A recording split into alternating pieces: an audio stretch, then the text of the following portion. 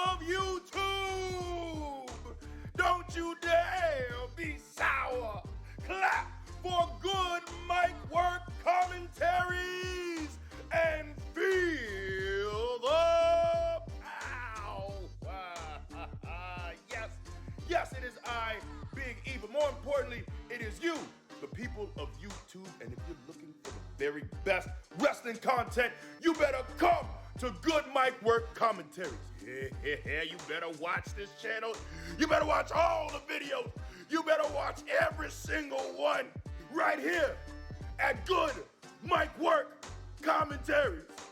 Do it. Do it now.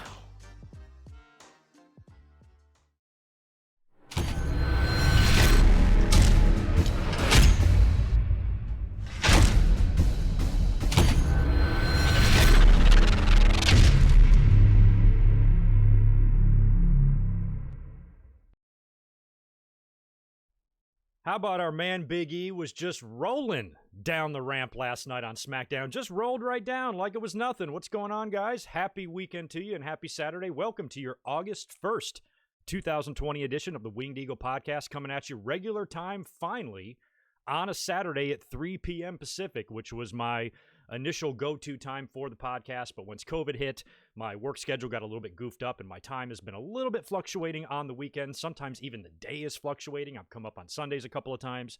So it feels real good to be back at normal time, just like we did back in the day when we started this podcast about a year ago. I hope you guys are doing well. Hope you guys are having a great weekend. We got a loaded episode, jam-packed this week. A lot of good news to get into, some juicy tidbits, a lot of speculation about SummerSlam and its location. We had a pretty good week of TV, although I think last week was better in terms of the wrestling shows throughout the various brands. Raw, SmackDown, NXT, and Dynamite were all good this week, or at least the Wednesdays were good, but I think we've seen better. But there is still a lot to get into there and a lot of setup for takeovers, all-outs, SummerSlams, and even some matches announced for next week. So I think we'll fill an episode pretty good here and hopefully have a good afternoon and a fun day. I want to say hello to everybody that's here in the chat. I owe somebody a birthday wish. Who was that? Ryan Rhoda, happy birthday to you, man. Glad you are here. Derek Bosick, glad you are here as well. You are new to the channel. Welcome. I promise you'll like it here. We're all cool. I want to thank George Morris right off the bat for the $2 super chat. Hey, Greg, how are you doing? What is new? This is new. The podcast is new. Other than that, I'm just doing. We're all kind of battling the COVID stuff. There's only so much you can do when all this is going on, and I'm pretty much just working and chilling. That's it, and trying not to die, you know what I mean? And there you are with another $2. Just got a $1.50 raise at the medical clinic. Well, thank you, man, and congratulations to you. Appreciate your support, and I'm glad you're here. Hello, Ernie and Jet the Hawk and Bruce and Danny and Mr. E, McLean, Bryce, Beetle, Seamus, JC, Sam, Midwest Goon, Stone Cold, Michael Cuomo, Chris, Jet the Hawk, William, and Bruce. Oh, man, Bruce sounds like I wasn't aware of a hurricane down under. You're in Melbourne, just finished boarding up here in Melbourne. We're supposed to get hit hard late morning tomorrow afternoon, first of many storms to come. Okay, maybe that's not maybe that's not a hurricane or a typhoon. I'm not sure. Isn't it wintertime in Australia right now? Drinking my Dos Equis, nice. I'm drinking the, this is, what proof is this? This is 39% alcohol Dasani water. Yeah, it's going to get me toe up. Yeah, I can't be drinking today, unfortunately, because I've got to work, but I'm here. And like I said, should have a good amount of stuff to get into here. So why don't we kick off this week? We're going to go in the pretty much the same order that we always do. I guess I'm going to get into the news first, and then we'll touch into the Monday Night Raw, even though I won't talk about Raw much since I was up doing a review on Monday, but we'll get into the Wednesday Night Wars, the ratings, the horrible rating for Monday Night Raw this week as well, along with last night's SmackDown, which ended pretty interestingly. I got to say, I really liked it, and that should be fun to discuss, but I think we got to get into news first, and then we'll start touching on that. But last night, you know, it's still SmackDown. It's still a COVID SmackDown, but we saw a couple of things. We got the the kickoff of the Big E singles push, which we hope turns out to be a big thing, because I think we should just give this man the world, and he had a big victory last night over The Miz and just rolled down the ramp on the way to the ring, which I haven't stopped thinking about since it happened, and a really interesting ending, and finally WWE actually exhibiting some continuity with their storylines and stuff, and actually touching on the history between Alexa Bliss and Braun Strowman, and having The Fiend come out and do what he did to her I think was pretty damn awesome, especially the way they were teasing it as if some sort of heel turn was going to happen between Alexa and Nikki, and then they swerve you with the Fiend stuff. It's one of the few good segments that we see these days on TV in the WWE. So we'll get into all that later on, and it should be fun. Let's get into the news first, though. Let me make sure there's nothing else to touch on here in the chat. I'll answer these 3 or 4 super chats first, and then we will get into the news. By the way, I can use all the likes I can get, so please hook me up with a like on this video. If you are new, like our friend up was earlier, who I forgot his name already, I apologize. Was it Dexter? Now I forgot you. I'm so sorry. I said your name earlier, and I screwed it up. Anyway, if you're new here, please subscribe. I promise you will like it. And if you are into retro pay-per-views, I just did a review this past Thursday on WCW Wrestle War 1992. It's a full podcast-style review. It's available on the channel right now. All of those old-school retro reviews get really low views at first, and then they tend to build over time. So please go give that video a look, a like, a share, and all that good stuff, and listen to it, because it was a pretty fun pay-per-view and a pretty fun War Games match. So that is available on the channel now. And as far as this week goes, I'll be up here on Monday for a brand new Monday Night Raw review. A lot of videos scheduled for August. I've got a video, a live stream on Roddy Piper. I've got a SmackDown review from September 18th, 2003 that had the Brock Lesnar and Kurt Angle Iron Man match on it. And I'm going to do a 20th anniversary review of SummerSlam 2000, a show that I was at in Raleigh and had really good seats for and have a lot of memories of. So keep a lookout for those videos coming up on the channel in the month of August. Before we finish up with the news, let me just shout out the Patreon supporters as usual, and then we'll start talking about the news. And I think we're going to start with the WWE's Q2 earnings call, because there was a lot of interesting news coming out of that, primarily how much stupid amount of money they made.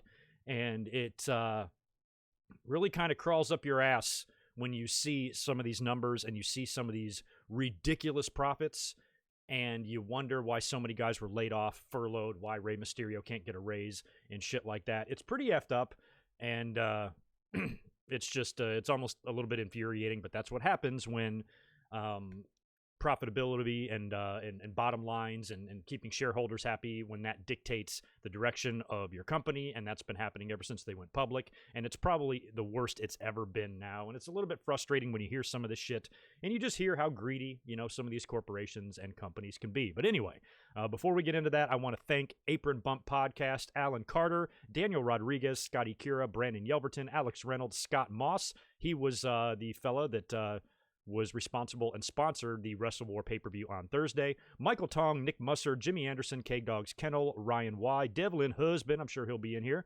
Stephen Myers, the Double Z TV, Claudio Klebedetster, John Redifer, Jordan Card, Barry MK, I'm sure you're here too, John Riffle, Josiah Blevins, Mr. Steve, Domanian Ewell, Michael Cuomo, Navid, Keith Salyers, Nathan Walker, and Blake Moran. I appreciate it, guys, as always. Thanks for being awesome. Like I said, let's get into these numbers here. Now, I'm not going to get into too much on the exact details on this. You can not only read the information on this conference call, you can listen to it if you want as well. But some of probably the primary numbers and the figures I want to mention here is really just the net revenue, or the overall, what Meltzer is reporting, the net revenue is actually their overall profits. At one time when I was reading the numbers, it looked like it was in the 30s, but they've got a net revenue of $43.8 million, which is up from, I think they were projected at like 17 or some ridiculously low number. So they just completely annihilated that. Now, there's all sorts of other money stuff and figures and even some stock information all throughout these figures of the Q2 financial call. So if you're interested in the money aspect of things and you really want to investigate it and analyze some of these figures, you are welcome to do that. But I think the main number here was that 43.8, and everything was up. The only thing that was down was like live event sales and things like that, because obviously the COVID has done a huge number on their ability to travel and stuff. But what it has also done, and what WWE explained these profits as, is just a decrease in operating expenses and production costs. They're not traveling right now. It takes a lot of staff, it takes a lot of people, it takes a lot of money to produce 1 week of live TV. You've got all the employees, you've got building rent, plus you just have the overall cost of going live and the production for that. I don't know what it costs, but it might be somewhere around $1 million a show, for them to actually go live and stuff in terms of what it costs overall. So the fact that they're not traveling, they've saved all that money now. And they now have all these profits to report to their shareholders, which makes them very happy. But when you see this much money, they made more if COVID wouldn't have happened, as if COVID wouldn't have happened. So you really, how can you justify them laying off so many people? You know, at the time, people were like, oh, times are tough. You know, companies have to do what they have to do. Bullshit. They could have kept every single one of these people on, you know, on the payroll. You know, if you want to release some wrestlers here or there, that stuff happens. We see that every single year. There's always a spring cleaning. Guys are always let go. WWE always is constantly reevaluating its roster. That's not really a big deal here. But when you think about some of the executives and you think about some of the long-time employees who have put maybe 10, 20, maybe 30 or more years in with the company and they're furloughed or laid off, it's like you worked all that time. You know, you would think if you put that much time into a company, provided that they're not going out of business or something, and there's something beyond their control that's going to cause you to lose your job, that sort of loyalty should be rewarded. And I would be horribly discouraged if I put in 3 decades with a company, they let me go in a cost-cutting measure, but then reported higher profits than they've ever fucking seen in their lives. Fuck this company, man. I mean, it's ridiculous. So those numbers were surprising. Now, I know from WWE's business standpoint and from stockholders and shareholders, everybody's very happy. But from like a moral standpoint, it's just effed up. I mean, there's just it's just so much money. They didn't need to do all of this stuff. They didn't need to lay all these people off. I think it's a bunch of BS.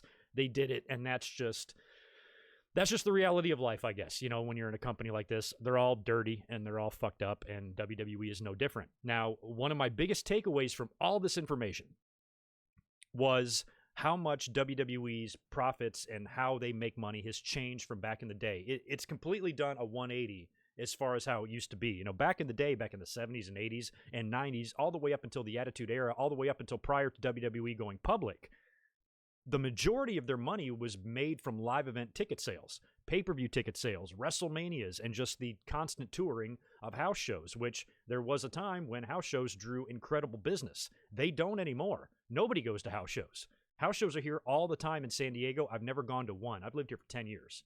And there's just no reason to. I used to go to house shows back in the day, back in the Attitude Era. I saw some great shit when WWE actually tried, and when wrestling was so, I don't want to say they don't try on house shows, live events I'm sure can be very fun, but back in the day when everybody was so over, like so ridiculously over, I went to house shows that were sold out.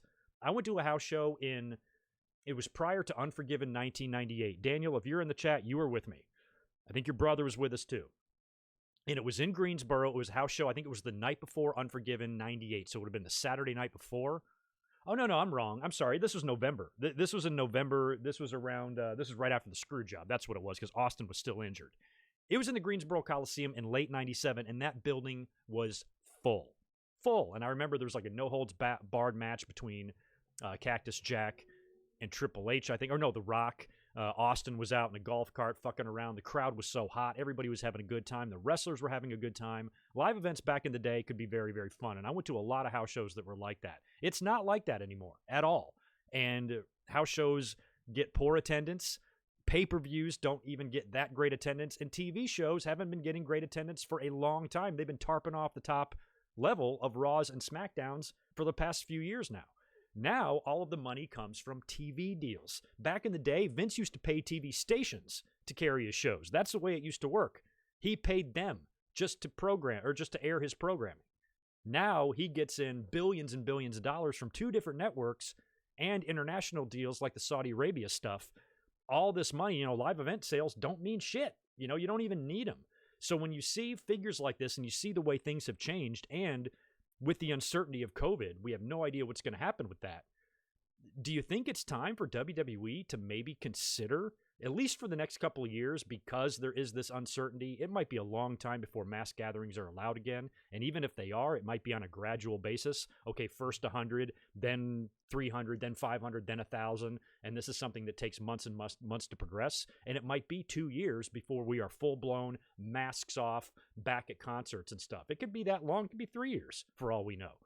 So do you think WWE should at least consider, maybe, because the amount of money they would save is maybe producing TV, just the weekly TV, in a smaller location? Not like we're seeing now with the PC. That's too small. That's too quiet. There's nobody there. But when fans are allowed to come back, Does WWE go to Full Sail, or do they find a place like Full Sail? Do they erect some cheap-ass warehouse and just use that? Kind of like how Impact did, in the Impact Zone, and WCW did at Universal, and how NXT was doing prior to COVID at Full Sail. It might be cost-effective to do something like that, at least for the next couple of years, due to the uncertainty, instead of trying to travel around, having everybody travel, putting everybody at risk, making the fans decide, oh, should I risk my life to go to a goddamn live event that's going to suck anyway?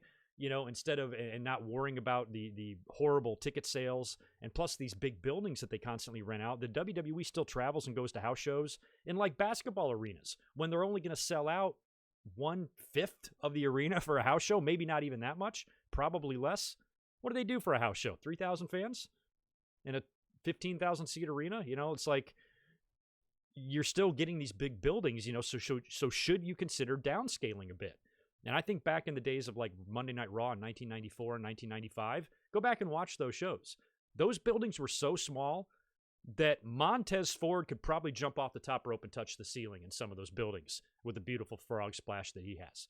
So, maybe they should consider going a little bit smaller just to create that atmosphere. The ECW arena was the same way. They were small. You could put about 1,000 fans in there, but man, it had the same electricity as 80,000 people at WrestleMania. You find the right venue, and Full Sail is a lot like that because those fans are very diehard. They go to NXT, that you might have to consider doing studio wrestling or wrestling from one location that's smaller, that's more intimate, but then you still take your pay-per-views on the road. Because if you do that, you can probably count on selling out a big building because it's not as common anymore, and now WWE's only coming to your town for a pay-per-view, if that.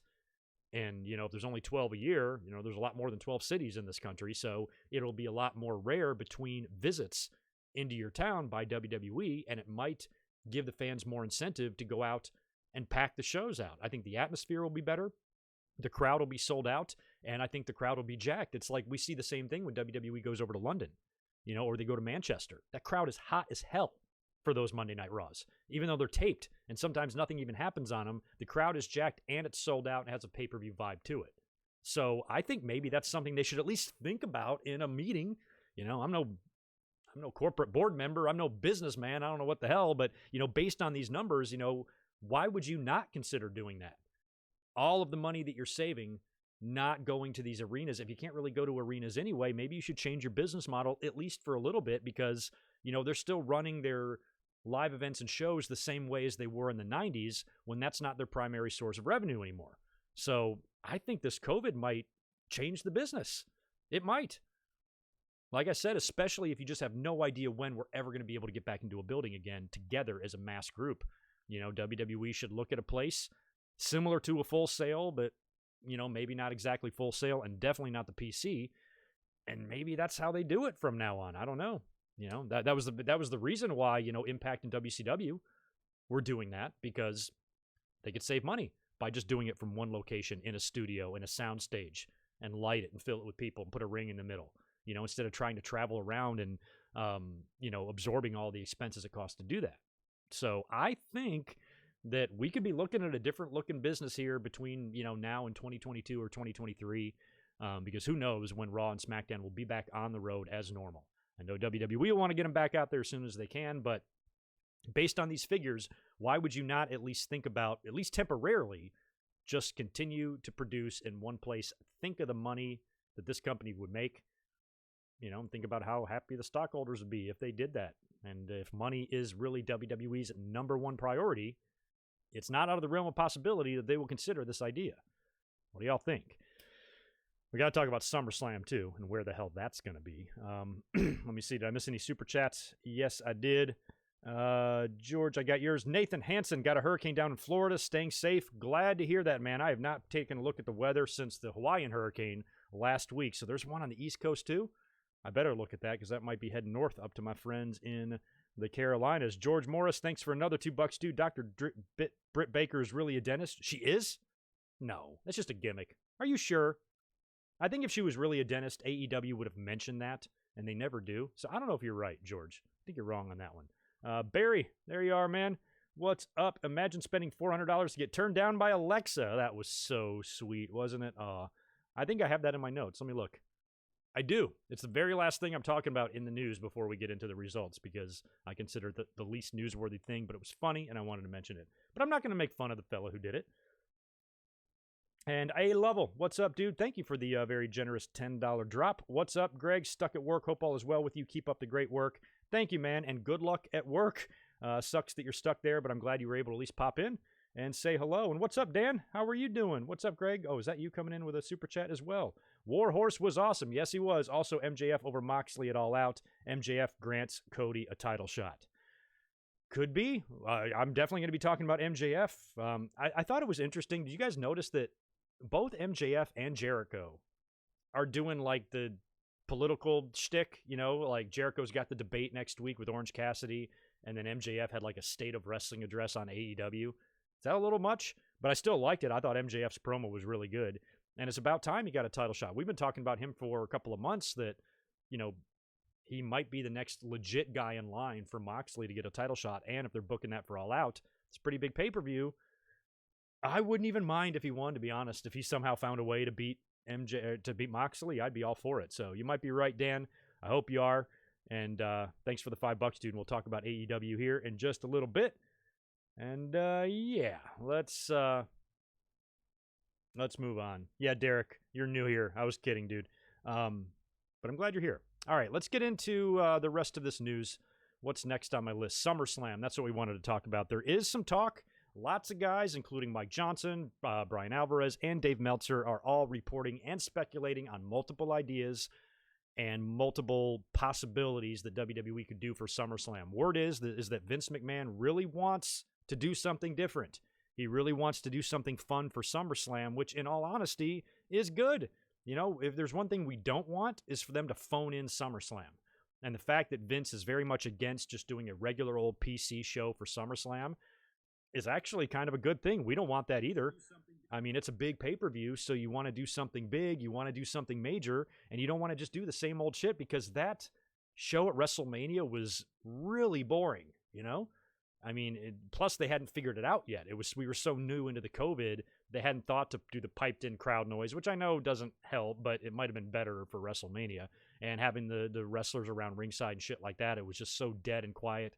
Vince doesn't want to do that again, and I hope that they've got some ideas. Now, there's several ideas floating around. We talked about this on Monday as well. We could see SummerSlam on the beach. We could see SummerSlam on a boat. I've seen wrestling on a boat. I was on the Jericho cruise in January, and it was awesome. It worked. Now, I don't know if they'd necessarily do a cruise ship. They might do an aircraft carrier or a barge or something like that. They could take it way offshore. I mentioned having on Twitter a couple days ago, having the Royal Rumble on an offshore oil rig, where you just put the ring on the top and you toss motherfuckers off over the top into the ocean, which would be a couple 100-foot fall, which would be fun.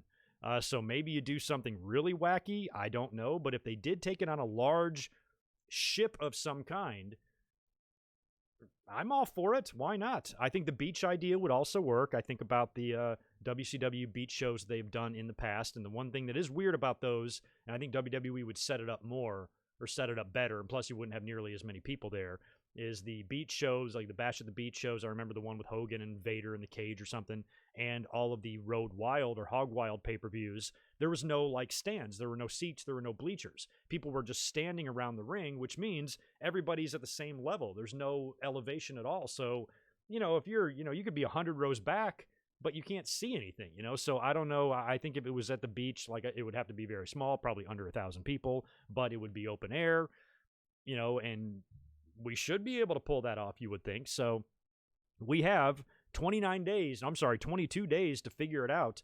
WWE has not really, they've planted some seeds for matches, but they haven't announced anything yet. That'll probably start on Monday. But if they are planning on doing an off-site location or something fun for SummerSlam, they better figure it out, or they better at least already have it figured out, and they just haven't let us know yet. But I hope they work something out. I think anything is better than what they're doing. And if it winds up on a boat, or if it winds up on the beach, or if it winds up on the moon or something, whatever, at least it's better than, you know, the plexiglass PC with the recruits. It's just getting old. I ain't gonna lie. So where do you guys think SummerSlam's gonna wind up? Do you think they'll go crazy, or, you know, do you think it's gonna be a letdown? Some people feel that some of the cinematic matches and some of the maybe the wilder or goofier things that WWE is doing maybe has jumped the shark a bit because the last couple haven't been that great. The Swamp match I did not like at all. I don't think anybody really did. And so that was a whiff. They missed on that one. So if they start doing real crazy stuff for SummerSlam, do they run the risk of it being terrible? Yes, but they'd run the risk of that anyway, with it being in the PC the way it is. So we'll see. We'll monitor this, and hopefully on Monday we'll get some sort of an idea because, what can you do? You're going to wait till the week before to tell us, oh, hey, it's going to be at the beach or something. I think this would be something that WWE would want the fans to know about as early as possible. So if we don't hear anything on Monday, that means they don't know yet. So we'll see. We'll monitor the situation. Before I get into... actually, this is since it's on the same subject, then I'll go hit those super chats. But speaking of pay-per-views, WWE has Payback listed as the pay-per-view for August 30th. August 30th. SummerSlam is August 23rd. 1 week after SummerSlam, they're doing another pay-per-view. Something's got to be up here. And so there's maybe talk that Payback is either a placeholder name or maybe is the actual name of an all-women's pay-per-view. There was talk of this date before for an Evolution 2. We talked about this maybe a month ago, that there was some speculation that WWE might be running a second Evolution, which I think would be great. Might as well. They brought back In Your House and tried to bring back a couple of other things. Why not do Evolution 2, especially right now with COVID? But that doesn't seem to be the case now. It's listed as Payback. That doesn't mean Payback can't be an all-women's pay-per-view. But I think if it was, WWE would make a big deal about it being an all-women's pay-per-view, and they would actually call it Evolution 2 or, I don't know, something like that. But it makes me wonder that this can't just be a normal pay-per-view. There's no way. I mean, to me, this is a lose-lose situation. WWE is in a time period right now where they're having trouble wiping their own ass. I mean, TV's a mess. Sometimes it's so damn lazy, and they're so all over the place, and they're so jumbled up, and we're hearing constant changes and movements taking place behind the scenes with Heyman ousted and Pritchard in and being on 2 shows and being in charge of 2 shows and Vince still being crazy and plans changing every other day and angles starting and stopping and dropping. What makes this company think that they can either book a pay-per-view 1 week after another pay-per-view, or if this does turn out to be an all-women's pay-per-view, booking 2 and building 2 pay-per-views at the same time? They can't do that. They can't build 1 pay-per-view at the same time.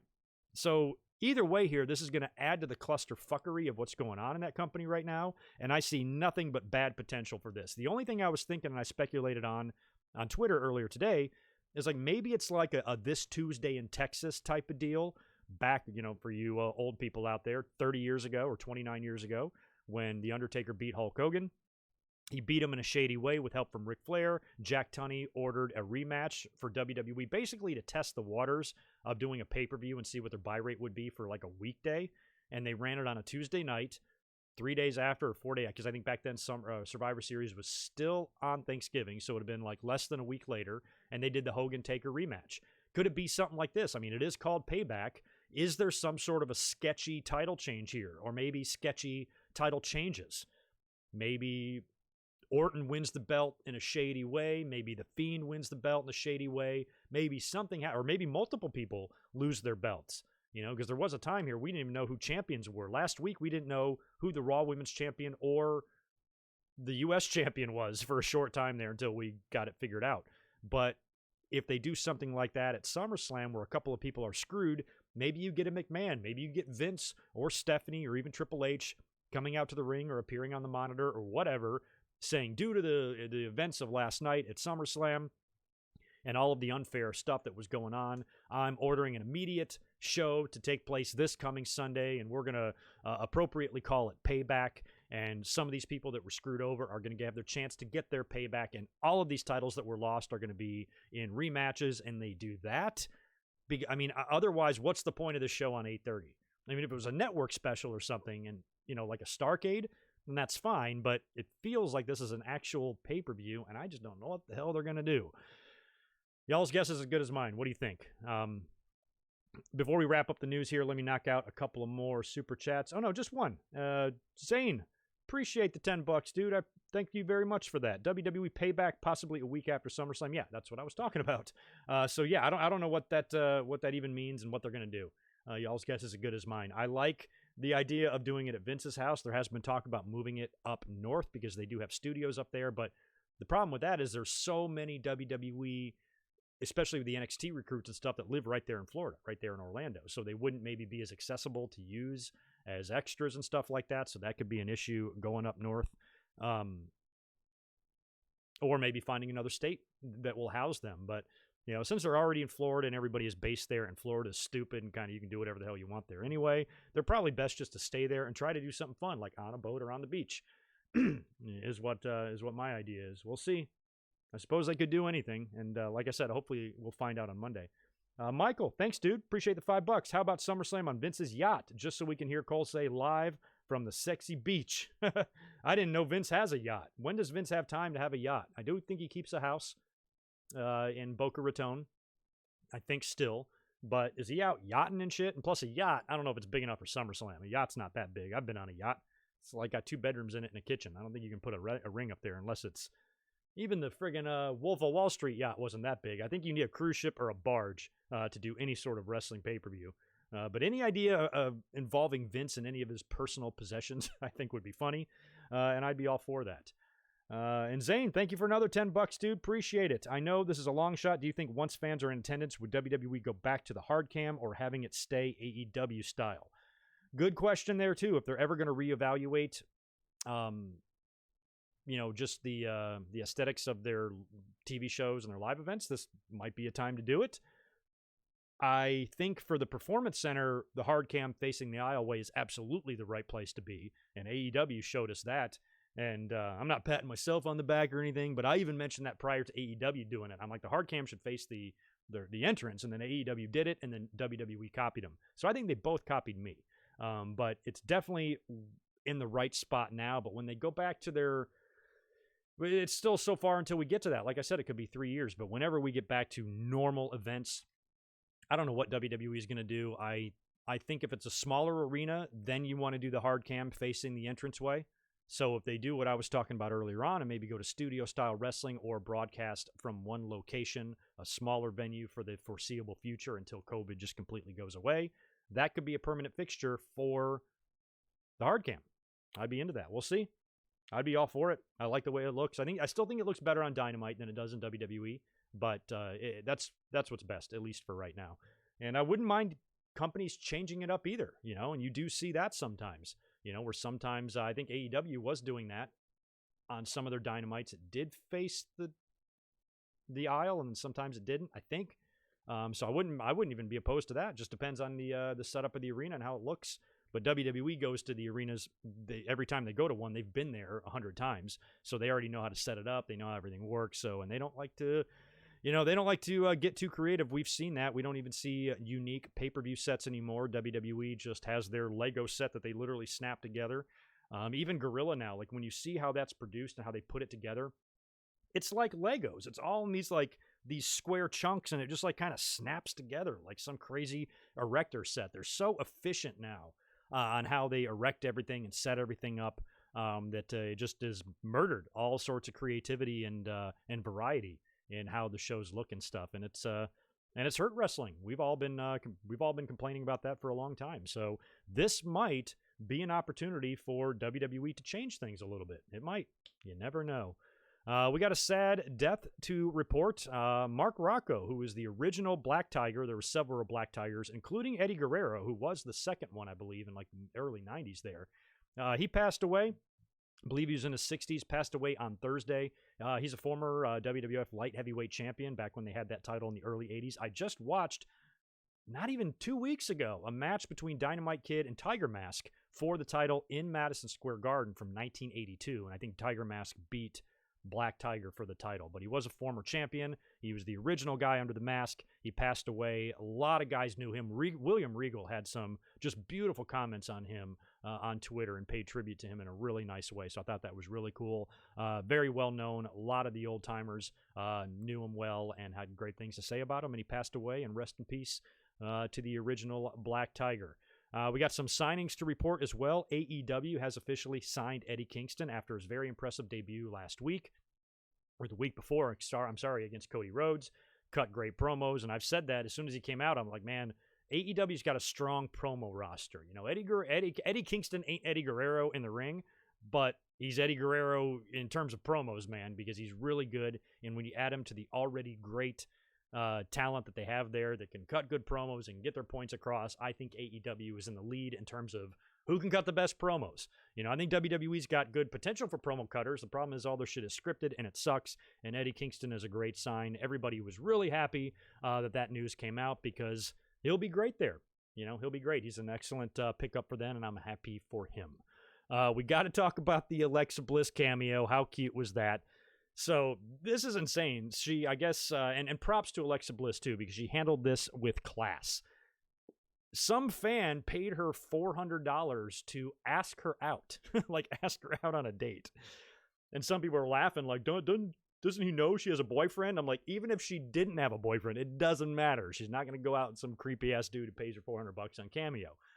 But I thought it was really sweet the way she said, you know, I'm so sorry, I'm very flattered, but I am seeing someone, and you're going to find somebody out there, and, you know, just, you know, a little bit sad and stuff. And I've commented on that before. Like, I see on Twitter sometimes, I'm like, I watch the way some people of which I follow, how they interact and how they, like, talk to women on Twitter, and I'm like, it's just the most cringiest shit. I'm like, God damn, have some respect for yourself. Like, Jesus, you come off so pathetic and desperate. And I don't mean to say that in a bad way. But, you know, I can't believe some of the things I see people say, and it's just so sad. It's like they didn't take any social classes in school or something. Like, it ain't that hard. Girls are human beings. Just talk to them like a human being. You don't have to be so weird and creepy, you know? And I think even when some dudes try not to be creepy, they just are, because they're just creepy in general. So, dudes, stop being fucking creepy. And don't waste your money, man, on Alexa Bliss. I'm sure she's happy for the support. I would love it if somebody paid me $400 just to ask me out and for me to politely decline.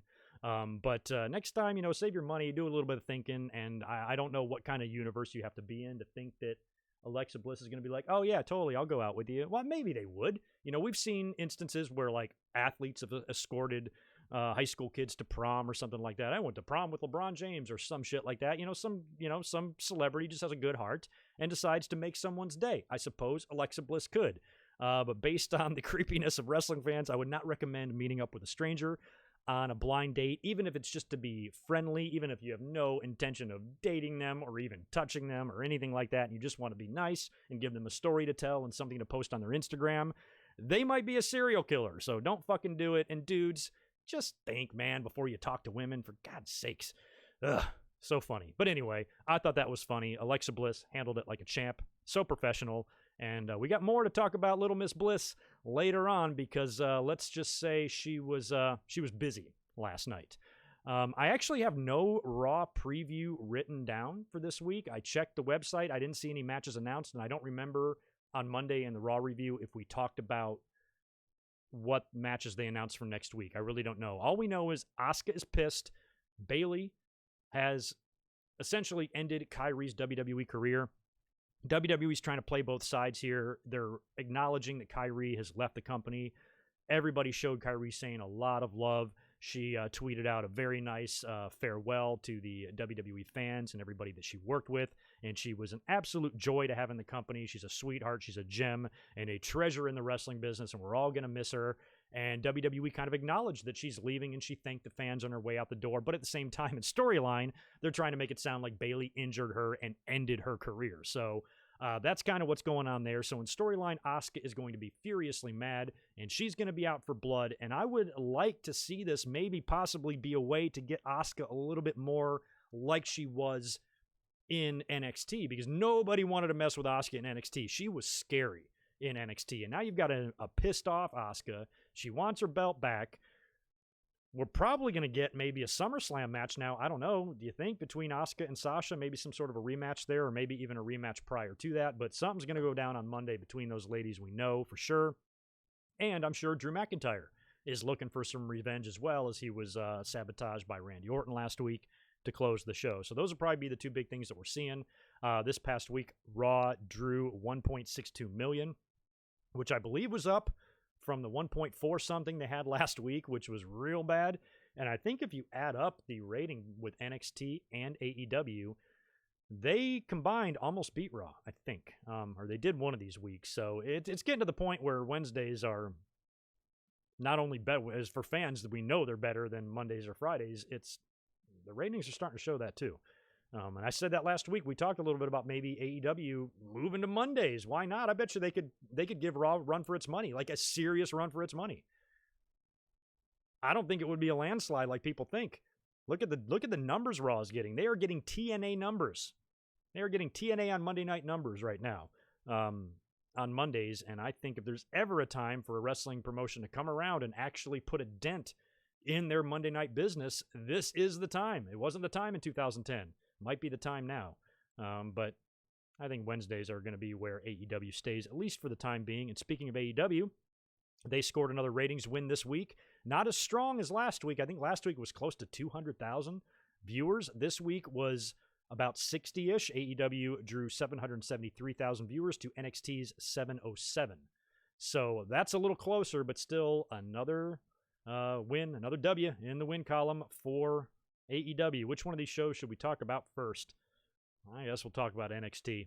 Yeah, let's talk about NXT. Let me make sure I don't have any super dupers to answer. Nope, we're good. Yikes, not a great audience in here, but hopefully that'll pick up. Can you guys do me a favor? Smash the thumbs up for me. I'd appreciate it.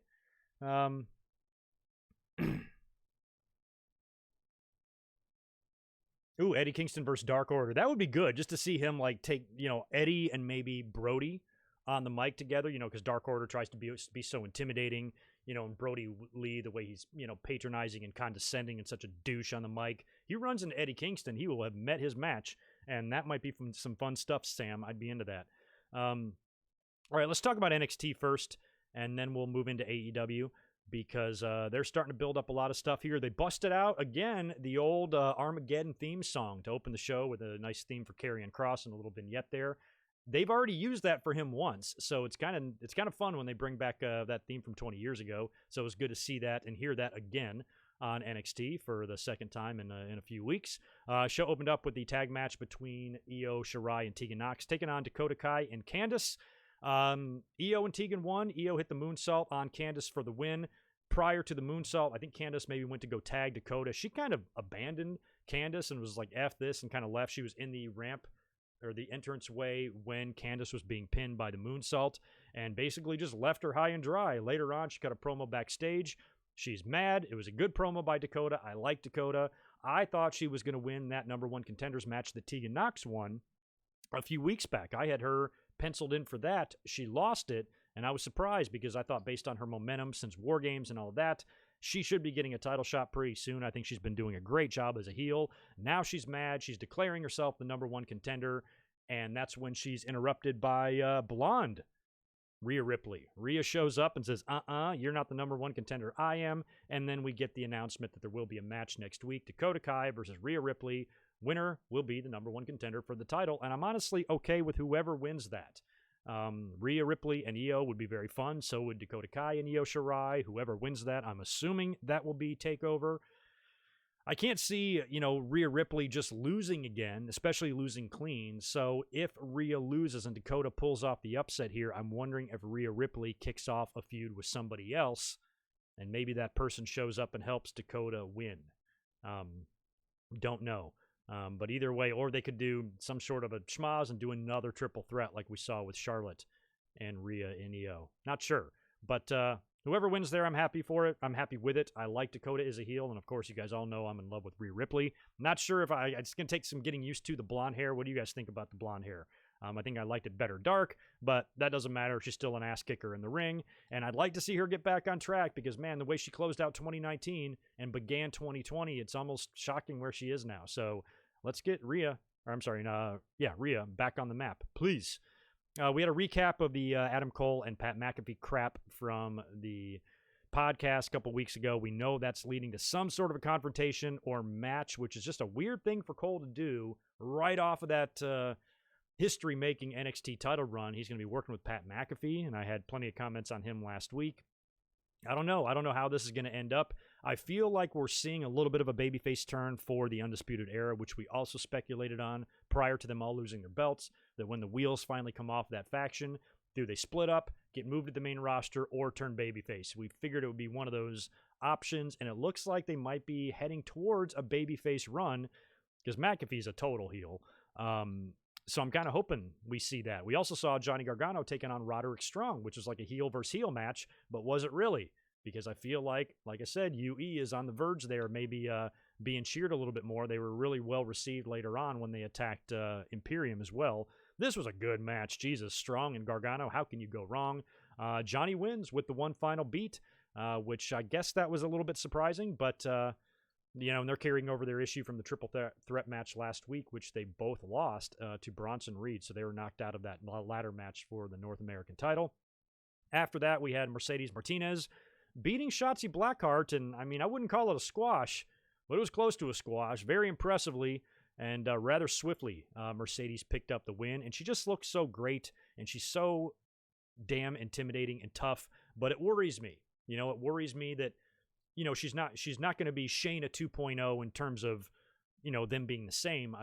She might be Shayna 2.0 in terms of how she's used and pushed, which means she's going to be an ass kicker in NXT. I think most fans probably are more receptive to Mercedes than Shayna.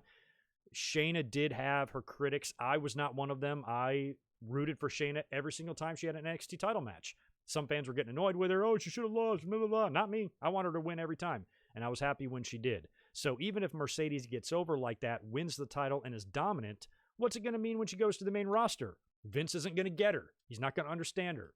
And she's going to be stuck in the same position that Shayna is. So even though Mercedes is awesome and impressive, and I think that she's going to see gold in the future, and she could have some great programs there with Rhea Ripley and other baby faces, there will come a day where she will just be in catering, doing nothing, and that worries me a little bit.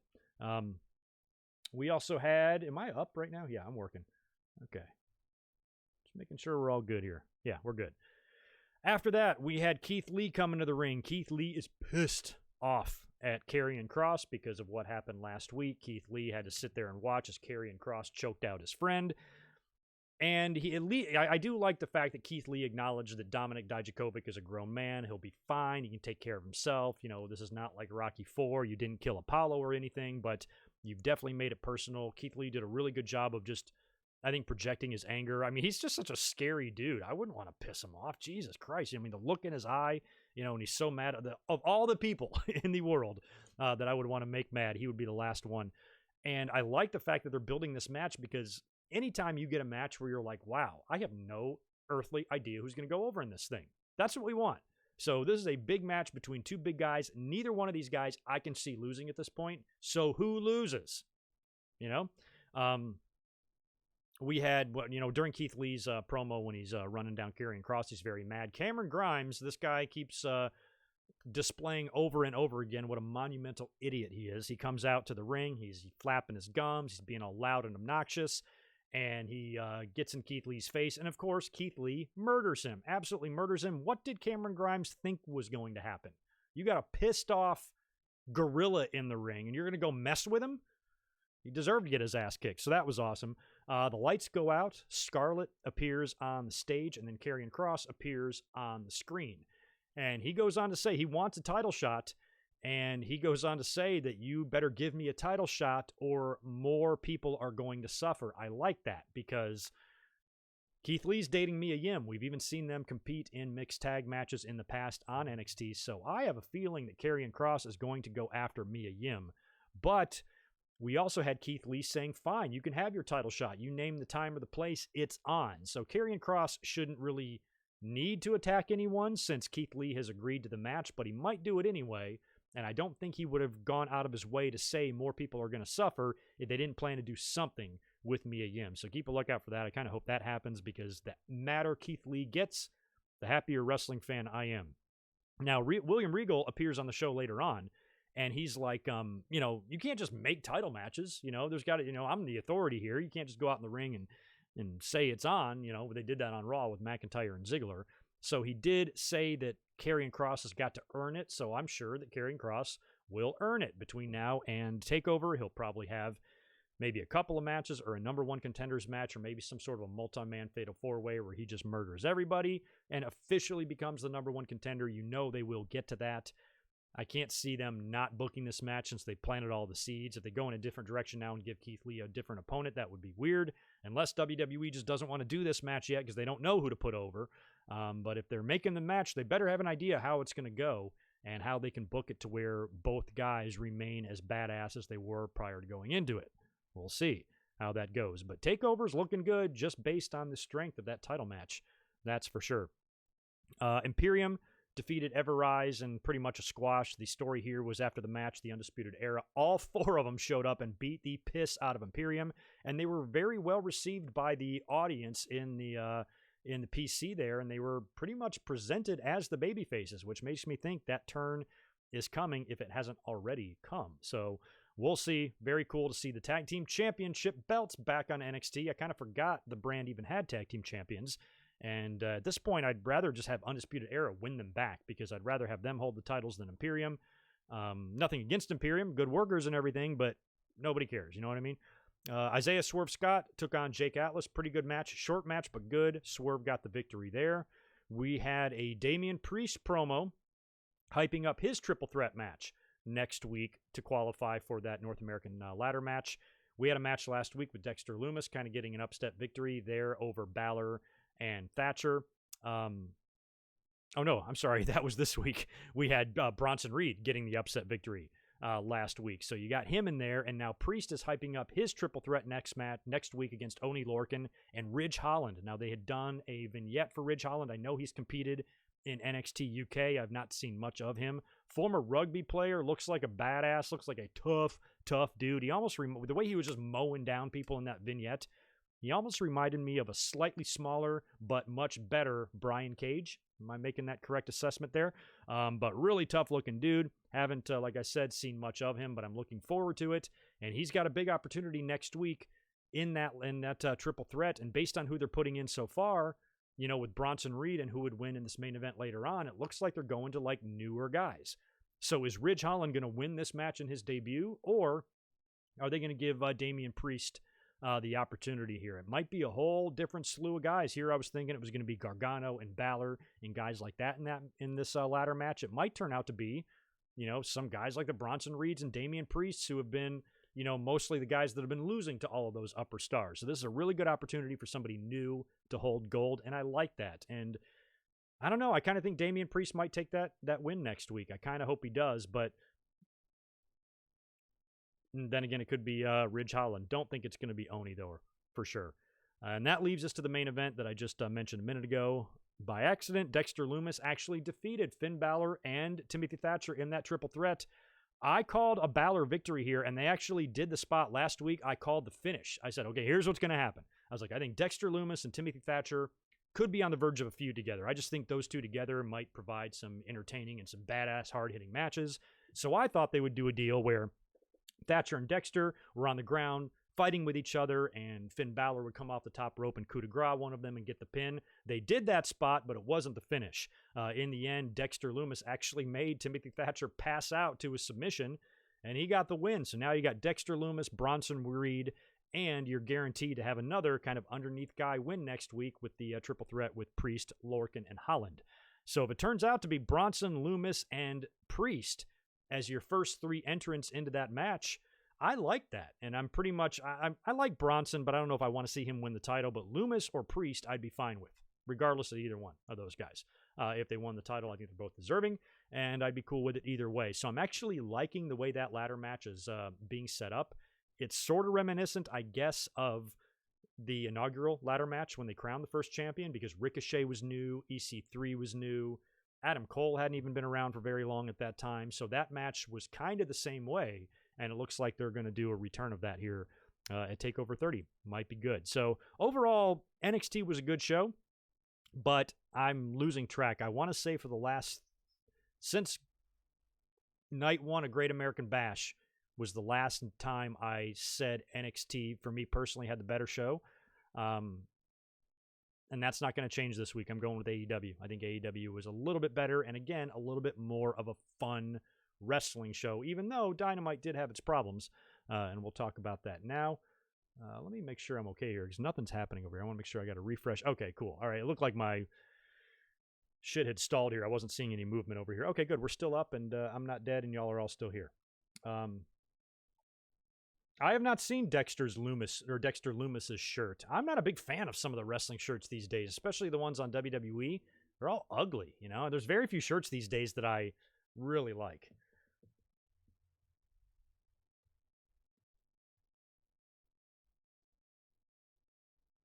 Yeah, it's tough, man. Some of you guys are commenting on Keith Lee and Karrion Kross. Like, I like them both so much. I'm literally torn, and to me, that's almost the most fun.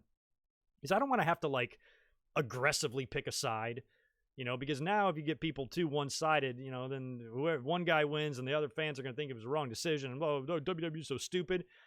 This is a situation where I just think we win either way. I don't think there's a negative to either guy winning here, you know, but I worry about how one of these guys takes the loss. I suppose the one that would make the most sense, if you had to give somebody the clean loss here, I probably would do Karrion Kross, because I think he could bounce back from that somehow, where Keith Lee, I don't know, you know, he's been beat. Johnny Gargano rolled him up a couple months back and pinned him on NXT, so I guess it wouldn't be that weird. They could do that sort of a deal where maybe Karrion Kross hooks him in a pinning combination, gets a quick 3 or something, but based on the fact that these guys have got some heat, they hate each other, I expect them to pound each other into the mat, and the finish to happen on a 3 count.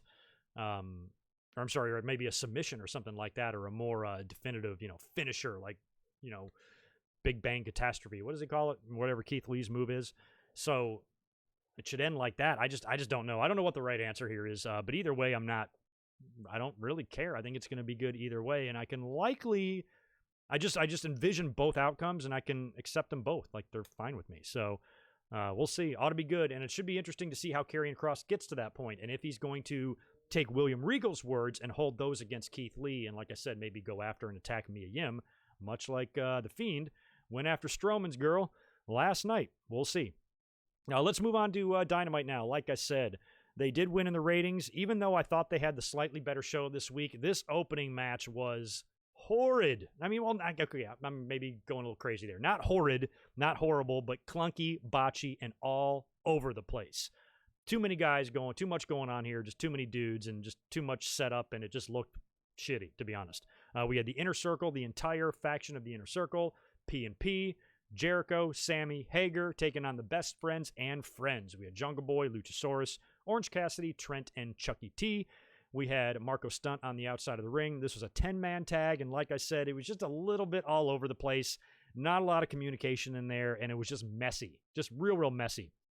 In the end, you had Sammy Guevara going to the top rope. He's going to jump on somebody. Matt Hardy's music hits. Sammy Guevara is fixated on the ramp. Hardy shows up from behind, pushes him off the top rope, and then he eats a kick immediately from Luchasaurus, who pins Sammy, and the Best Friends and Friends get the win. So that was cool and everything. Good to see the babyfaces win. Cool to see AEW remembering that Matt Hardy and Sammy Guevara are still feuding, even despite Sammy's suspension, and they picked all that up again. And the finish I thought was fine, but the match itself was just a little bit, I don't know, they didn't have their shit together in that match at all. But the show would get progressively better. We had Cody defending the TNT Championship against WARHORSE. This was announced earlier on in the week or the week prior. And props to WARHORSE, man. He's really gotten himself over hard in the last couple of years. I think it was about 2 years ago. He had, it might even been prior to the face paint, I think, but he had ripped his lip, like from here to the side of here. Like, he hit it on the turnbuckle pad, and it just split. And he finished the match. It's the gnarliest pictures I've ever seen. Dude had stitches all the way up the side of his face. You know, he's really gotten himself over, reinvented himself, the face paint, the promos, how wild and charismatic he is. And he's one of those indie guys that does a really good job of getting themselves over. And there's a lot to be said for that. And he had this whole, like, social media campaign. He wanted this match. He was pushing for it. The fans got behind it, and AEW listened. And that's what's cool about these, like, independent stars that they're bringing in to challenge Cody, because it's different and it's providing opportunities and it's getting fans a look at guys that they might not necessarily see. WWE would never do this. You know, the closest they came to this during John Cena's U.S. title challenge was bringing in NXT guys. Kevin Owens got the match. Sami Zayn came in as well, I believe, and challenged him. So that was cool and everything, but you'd never see them bring in some random indie guy without a contract. They would never do that. So the fact that AEW isn't afraid to go out there and have fun and take some of these guys that have followings outside of the big companies and have social media followings and have a fan base to get those guys on TV and get them out that opportunity, this will elevate WARHORSE's stock dramatically. And whenever indie wrestling picks back up, he can charge more money now. So it just helps him. It helps his career, and he deserves credit for that. And he looked good. It was a good outing for him. He gave Cody a run for his money. Had him on the ropes a couple times, couple of near falls. Cody wasn't going to lose, just like he wasn't going to lose to Eddie Kingston last week, but still good outing for WARHORSE. And, despite, I think, even countering a figure four leg lock at one point, I think Cody had been working the leg, and he finally locked in the figure four in the end, and WARHORSE had to tap out. So nothing wrong with the finish there. I liked it. And as long as they continue this trend, I understand that everything over time can get old. And how long are you going to see Cody Rhodes go in there against a young indie darling, give him a good match, give him a good run for his money, ultimately beat him, and then show him, respect at the end? I feel like Cody is on the verge of maybe a heel turn. You can feel it. He's a little different. He's a little more aggressive, got a little bit more of an attitude now. I like the way him and WARHORSE were talking up each other on Twitter prior to the match.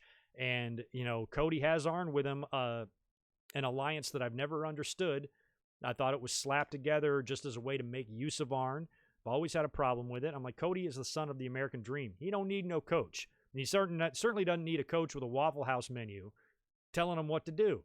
And I always reference that Darby Allin match. And I thought that was so dumb when Cody was in coffin drop position and Arn gets on the ring apron. He's screaming at him to look out for the coffin drop. And then he lifts up the knees and he's able to beat Darby, all because Arn opened up his mouth. If Cody's the professional that he claims, he knows about the coffin drop and he's got it scouted.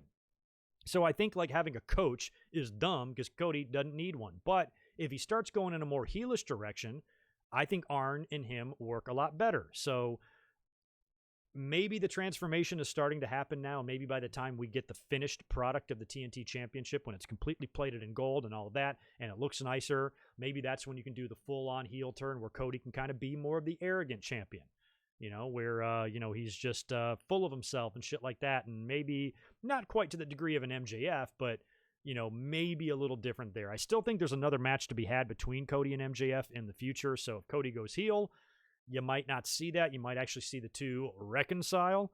But based on MJF already beating him and stuff, something's got to happen there. And maybe Cody and MJF are headed for a title match, not only for the TNT Championship, but maybe for the AEW Championship one day down the line too. I don't know. But if they do go in a heel direction with Cody, I'm cool with it. I got no problem with that at all. After the match, though, the Dark Order show up and they start attacking Cody Rhodes and WARHORSE, and that's when Zack Ryder, Matt Cardona, formerly known as Zack Ryder, I should say, shows up to make the save, comes in there, cleans house. He's very good friends with Cody Rhodes.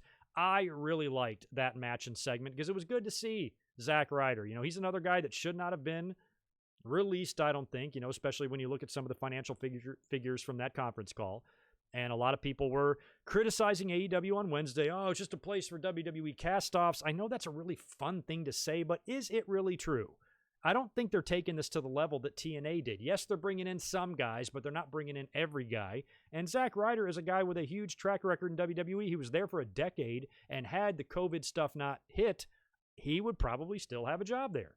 Even though he still wasn't doing anything, he didn't feel like a guy WWE was going to let go. So I doubt he would have even been out of a job had it not been for COVID anyway. So is he really a cast-off? I don't think he would have been lumped in the spring cleaning that they normally did. He's a guy who's won titles. He's won championships at WrestleMania. It's not weird to bring him in. People are like, oh, he was nothing in WWE. I'm like, well, WWE definitely made mistakes with him, and they definitely fucked him over a couple of times too, but you can't say he was nothing. He was there 10 years, and he won championships, a few of them, and he did do memorable things in the ring. He didn't live up to the potential that we thought he had. So, if you're an AEW critic, it's like, oh, Zack Ryder sucked in WWE, now he can suck there. I don't know why people are just refused to give people a chance. When you're in WWE for 10 years, you should be able to go somewhere else and see what else you can do under another umbrella and see how that company handles you. And if, there was a time when TNA, I felt like was literally hiring every released wrestler they could potentially get their hands on. And we saw that too at Slammiversary. I think more ex-WWE guys showed up there than we've seen in AEW in the past few weeks. Yeah, FTR is there, and Cardona is there, and Brody is there, but those are good signings. Those are guys you would want to sign. Jake Hager too. You know, they're not bringing in everybody. They're just bringing in the ones they feel like they can use. So I don't really think that's that big of a deal. And they're still, and like I said, they're bringing in indie guys too. You know, they're still showcasing their own guys, their own talent, a lot of their top stars, and they're bringing in indie talent every single week. Some of these guys like Ricky Starks and Eddie Kingston are getting contracts out of the deal. So this narrative that they're just signing WWE cast-off is false. They're signing a few, but it's not to the level that the critics think it is. I think they just like to say it because they like the way it sounds, but it ain't true. And speaking of Matt Zachariah Cardona, apparently he's got a short-term deal. 5 weeks or something. He's agreed to do 5 appearances for AEW, so we'll see if that gets extended or if it's just something for him to do in the short term and he wants to keep his options open. We could see him potentially go to Impact, because didn't Ryder or didn't Hawkins show up there? So, you know, maybe they could reform their alliance there or something. I don't know. But anyway, I thought it was good to see him. I thought he got a good reaction from everybody. The crowd that was there for Dynamite reacted well. For the most part, everybody was happy to see him on social media. But again, you still got your critics. You're always going to have that. That's just the way it is. Next up, we had, this was great. We had Inner Circle promo. They were on the stage. I think they interrupted Tony Schiavone. He was up there doing something. Jericho is still wearing that jacket that had the orange juice spilled on it. And if you notice, it's getting oranger and oranger and more discolored every week. Apparently now it smells like cat pee, according to Santana.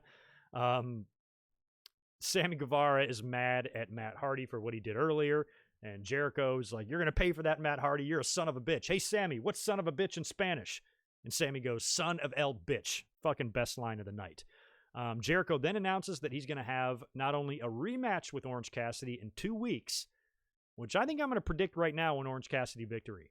Are they going to put those two in the ring again just for Jericho to beat him again? I think Cassidy's going to pick up the win. But before that match happens in 2 weeks, next week, Jericho is going to do like a presidential style debate or something like that with Orange Cassidy. It's going to be all red, white, and blue and balloons, and it's going to be set up debate style. WWE has done this many times on Raw, especially in election years. They always want to play into that, and they always got some weird fucking debate. I remember the one with Mick Foley and JBL. That was during the Bush-Kerry election. And I think Foley was for Kerry, JBL obviously is for Bush. And I remember them doing that on Raw, but it was more a serious debate. Like they were actually talking about political issues. This is not going to be the case next week. This is going to be very fun. This is going to be very wacky.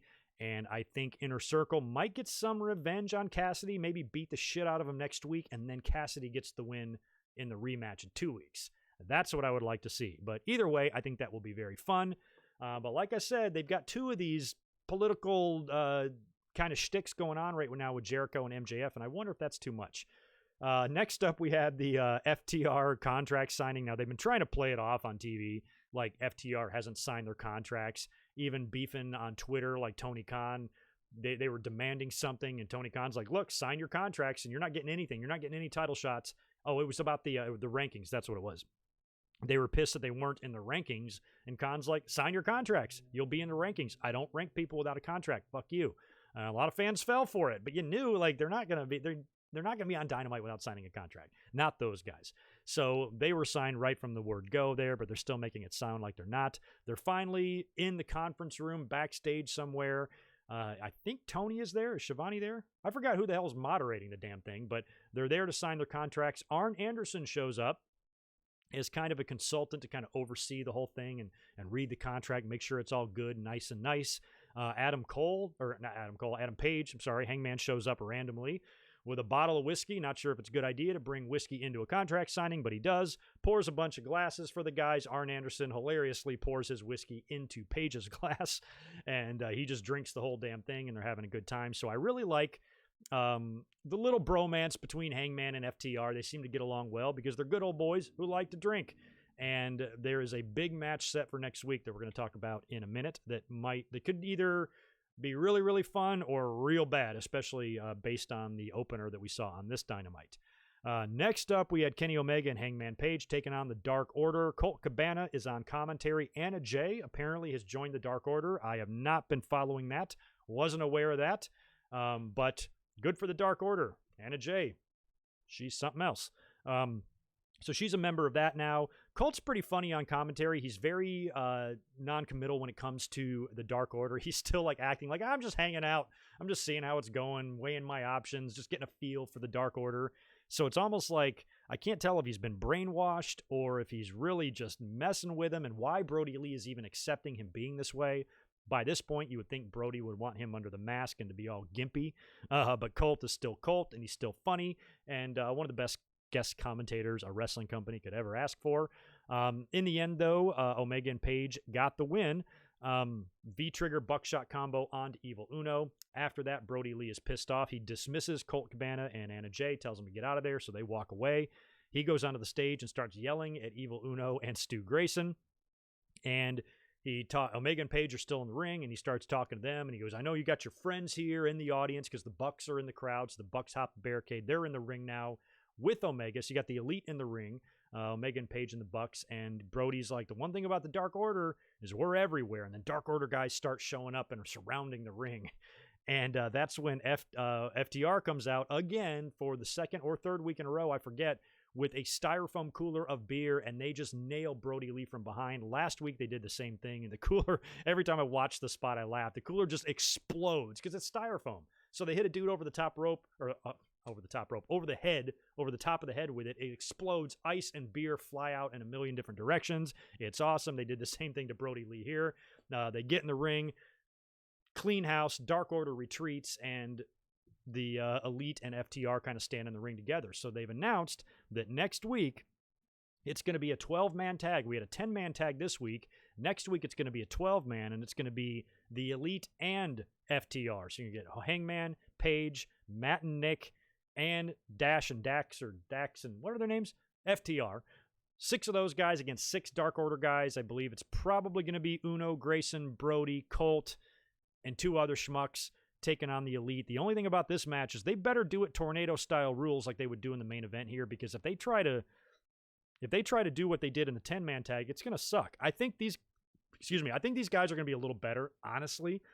Nothing against the Inner Circle or the Best Friends and Friends individually or anything, but I think you have better wrestlers maybe on the Elite and FTR side, that it might be a little bit less clunky and messy, but still, you got 12 dudes. It's going to be tough to manage. I would make this thing tornado rules, just so you say F it, throw all the rule books out the window, and let the guys tear the shit out of Daly's place. I'd be into that. We'll see how that goes next week, but you know it's going to tie into the relationship between FTR and the Elite. Something's going to happen there. Omega's going to get mad at them, but Hangman's their friend, and you're going to have split alliances there, and it's just all probably done to add to the situation here. And I'm hoping, like I said last week, I'm kind of hoping this all leads to a Kenny turn. All this time, we thought it was going to be Page being the dick. He's been uncooperative for 8 months, ever since the Jericho Cruise, when they won the titles. Even prior to that, he's been disinterested, walking away, drinking beer, leaving his friends in the ring to go hang out with the fans and stuff. And there's been all of this tension through the Stampede match and all that stuff with Hangman. Now it seems like it's making a little bit of a turn here, and Hangman's more of like the fun-loving drinking guy that fans are liking instead of hating. And Omega, Mr. Straight Edge guy, might be the guy to go heel with, which, why not? I thought Omega would be a bigger part of AEW than he currently is by this point. So if they turn him heel and give him a singles run of some kind and put him in title contention, just adds to the top of their card, which if Omega is added to that list of your Moxleys and your Codys and your MJFs and guys like that, there's nothing wrong with the top of that roster. Britt Baker was on TV again. She was back out near the announce table. I think she had a little pulley thing. She was sending notes back to Shivani again, which was funny. She's got her issue with Big Swole. She went on to say that Big Swole can have a match with her if Swole beats an opponent of her choosing. So I don't know what Baker's going to do here, or when that match is even announced. I don't know if it's going to be next week or something. It probably will be next week.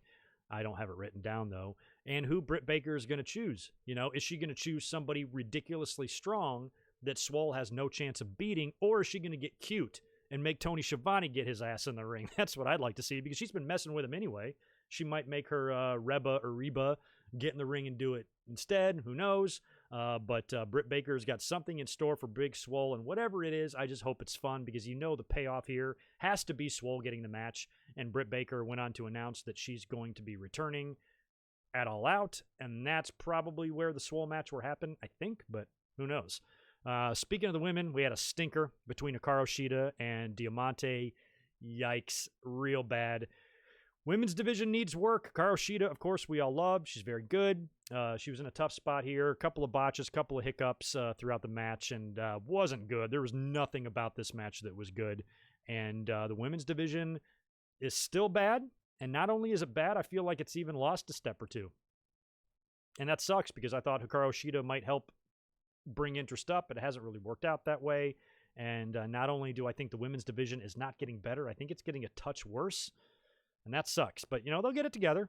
They'll get it together. There will come a time when the women will have a bigger force on the show there. I remember back in the day, back when I started doing YouTube, every single fan, if you polled 100 wrestling fans, 100 out of 100 would tell you that TNA had a vastly superior women's division than WWE. The Knockouts were head and shoulders above the Divas. And look at where we are now. Is that the case now? WWE has a ridiculous amount of women and female talent on their roster right now. So I think it will get better over time, but they still have a long, long way to go. And I don't think this tag team tournament is going to help.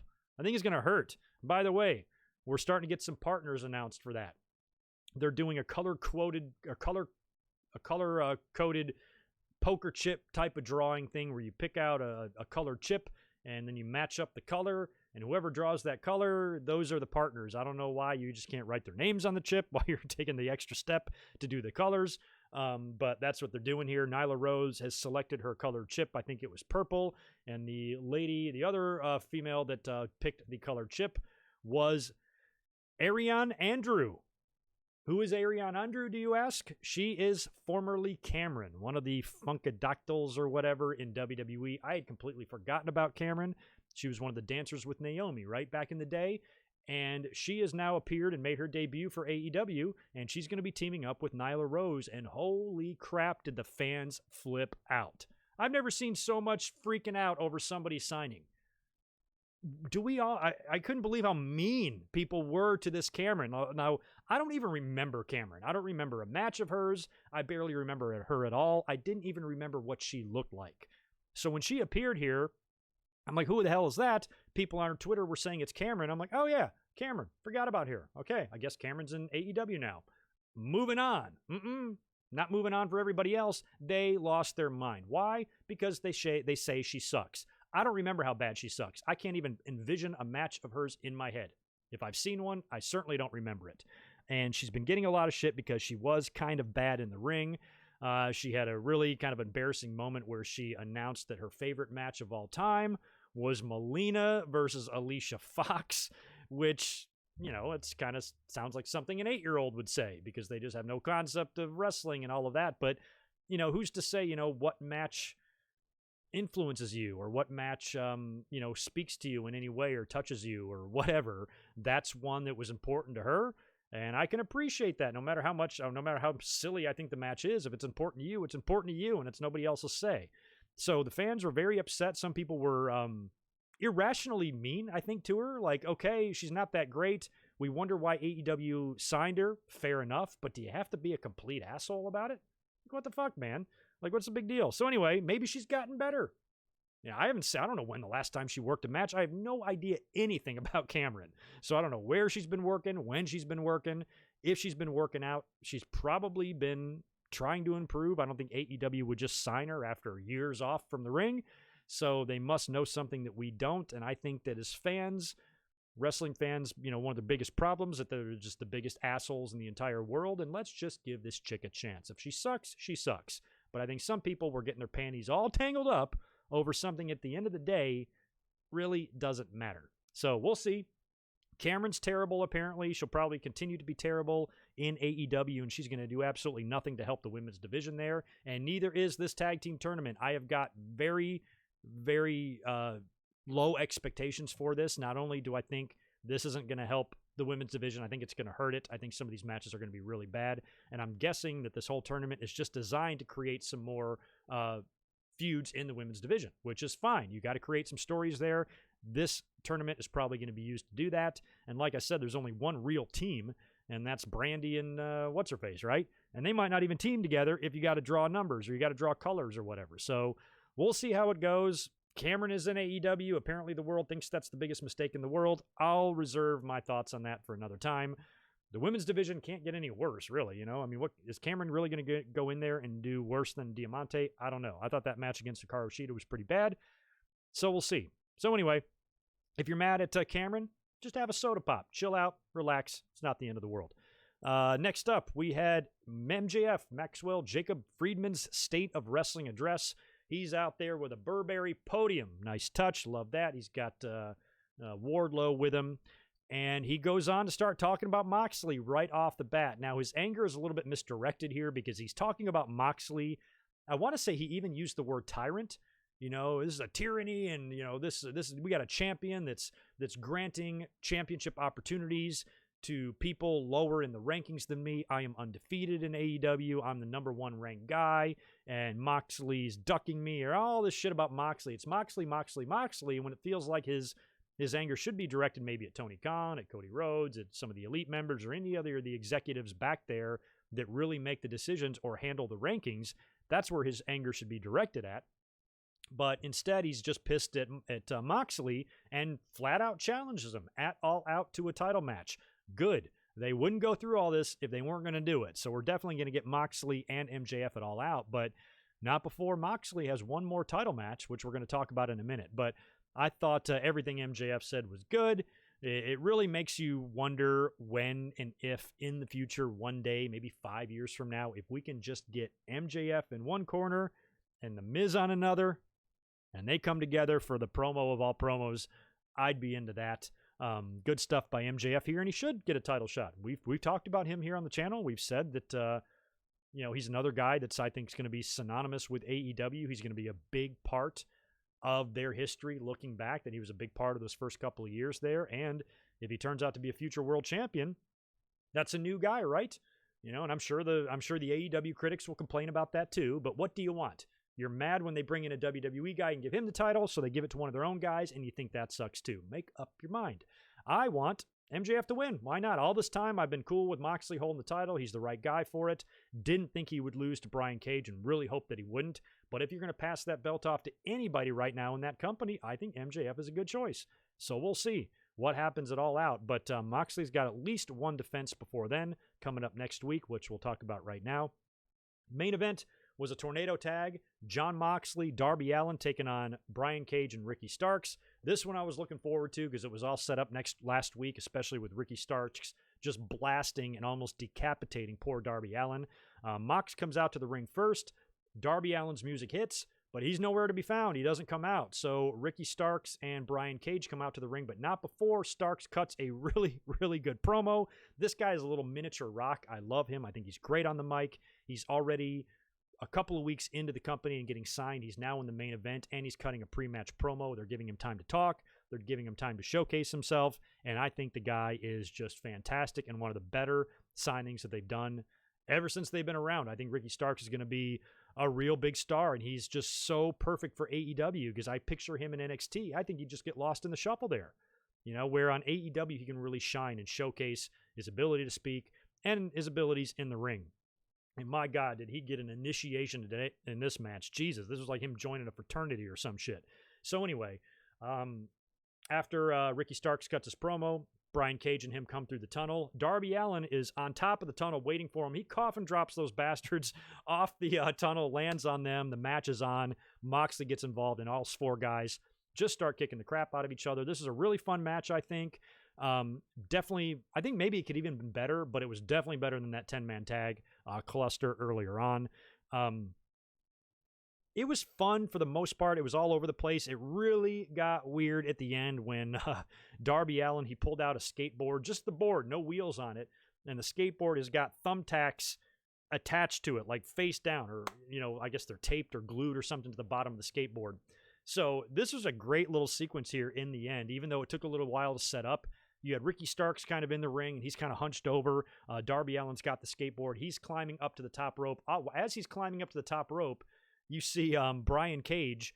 He's trying to get to him, and you just see it's the craziest shit. You just see Moxley just kind of slide smoothly like butter, slide right into frame, right into an armbar on Brian Cage on the ring apron, preventing him from stopping Darby Allin. It was just funny how Moxley, like out of nowhere, just into frame, comes right in. Go back and watch it. It's hilarious. So he slides in, he hooks up Cage in the armbar to prevent him from stopping Darby. Darby leaps off the top rope with the skateboard down on the back of Ricky Starks, who's, basically in position to take almost a chair shot. And those thumbtacks just tear through his back. And he just immediately, he starts convulsing. He's shaking. He's screaming in pain. Darby rolls him over. Now he's got to lay on these thumbtacks that are stuck in him. Pins him for the 1-2-3. His back is covered in blood. 2 weeks in a row now, we've seen thumbtacks on Dynamite. I don't know if you need to see that in back-to-back weeks. And I sometimes don't like bumps for the sake of bumps. But I almost think this was an appropriate receipt. I mean, last week, what Ricky Starks did to Darby was almost scary. Darby could have been hurt real bad. And if he had any if Stone Cold Steve Austin would have taken that bump, Stone Cold Steve Austin would have died. So Darby needed to get some payback here. And Starks, maybe he felt bad. Maybe he felt guilty about kind of blasting him a little bit too hard last week. So he's like, all right, I want to take my lumps like a man. And why don't you just pincushion me with your skateboard? I don't know. But it was ugly, and there was a lot of blood involved there. And the babyfaces got the win at the end of the match. Darby Allin, Jon Moxley have a little stare down, and Tony Schiavone announces that Tony Khan is just announced in my earpiece or whatever. Yeah, bullshit, right? That next week, Jon Moxley will put his title on the line against Darby Allin. Taz, who was on commentary for this, is like, what the hell? So he's mad. And that's going to be our match next week, which is fine. We've seen these two guys wrestle before. Their matches are always fun. The title is on the line now, so Darby's got a title shot, which is cool. I don't think Darby will win. I think Moxley has got to go into All Out to face MJF. That's the match you want there. So I don't know what will really happen next week. I'm guessing Moxley will just straight up beat him clean, and we'll have another one of those sportsmanship type of endings with the two that we see so much of on AEW. But I can't see Darby pulling the Goldberg versus Hogan upset next week and beating Moxley, but you never know. And that's our match set for next week for the title, and that's going to be good. So Dynamite's shaping up pretty good next week. We got that title match, and we got that crazy 10-man tag, and we'll see. I think we're in for another good Wednesday night next week because NXT has got a match or two advertised as well. So that wraps it up for Wednesday night. I'm going to take a quick pause here, cruise over to the chat, and then we will get into SmackDown, and then I will get out of here. We should be able to get this within 2 hours. Let me see what time we got. Yeah, we're good. It is 4:30 my time. Let me get these, knock these super chats out now. I know I got a couple. Who is the first one? Zane. Nope, I don't have that one. Going up. I just want to make sure I don't miss anybody. All right, Zane, I got yours. All right, now I'm going down to you again. Zane, thank you very much, dude, for another $5. I was digging the MJF shot at WWE. What did he say? Was he talking about the ratings? I think he was talking about the ratings a little bit with that, because they've been mentioning the ratings a lot. I know AEW is very proud of their ratings wins and stuff, but if you want to be big time, I think you should act big time. And you've been on TV now for close to a year. You've been pretty dominant in the ratings. Act like you're used to it. Don't get all excited. Don't get a rock hard erection for it and then start, making a big deal about it every week on TV. I think there's got to be a balance there to where you take digs at WWE. That's fun. But when you make such a big deal about the ratings, what's going to happen when you start losing? Or if you start losing, then you start talking about the demo, I guess, because you'll never lose. The demo god has spoken. Adrian, appreciate the super chat. Good to see you, man. Evening, Greg. Evening to you too. Thanks for joining us tonight. You got another one right below that for $5. Thank you for that as well. Aren't AEW booking themselves into a corner now with MJF versus Mox match? Maybe, but not any more than NXT is. I mean, I think Karrion Kross and Keith Lee might be more into a corner than Mox and MJF, because you can justify a loss for either one of those guys. MJF hasn't lost at all, but he's not dominant. He's not like a Keith Lee type. He's just a guy that's happened to win all of his matches. He can get beat, and Moxley might just be the guy to do it. But then again, Moxley needs to drop the belt to somebody that would be interesting as a heel champion. And I think no one is more interesting as a heel than MJF, at least in AEW. So I think AEW is in better shape than NXT. I'm not necessarily concerned with Keith Lee and Karrion. I just don't know what WWE is going to do, and I hope that nothing negatively damages, Lee or Cross, regardless of who loses there. So I think NXT might be a little worse off. All right, that wraps it up for those. I can move on to SmackDown now.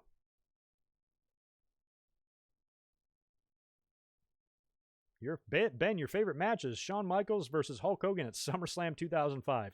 My favorite selling by any wrestler in my life is at SummerSlam 2005 by Shawn Michaels. That's for sure. Not so sure about the match. Definitely the best match Hogan's ever had, though. But maybe not the best that Shawn's had. Let's move on to last night's SmackDown. This was a decent show. Like I said, the ending was great, and we had an Intercontinental title match here. We had Big E kicking off his singles push, and things were at least happening last night. Second week in a row now, SmackDown has not sucked a bag of dicks. Previous few weeks before that, it has. I thought last night was decent.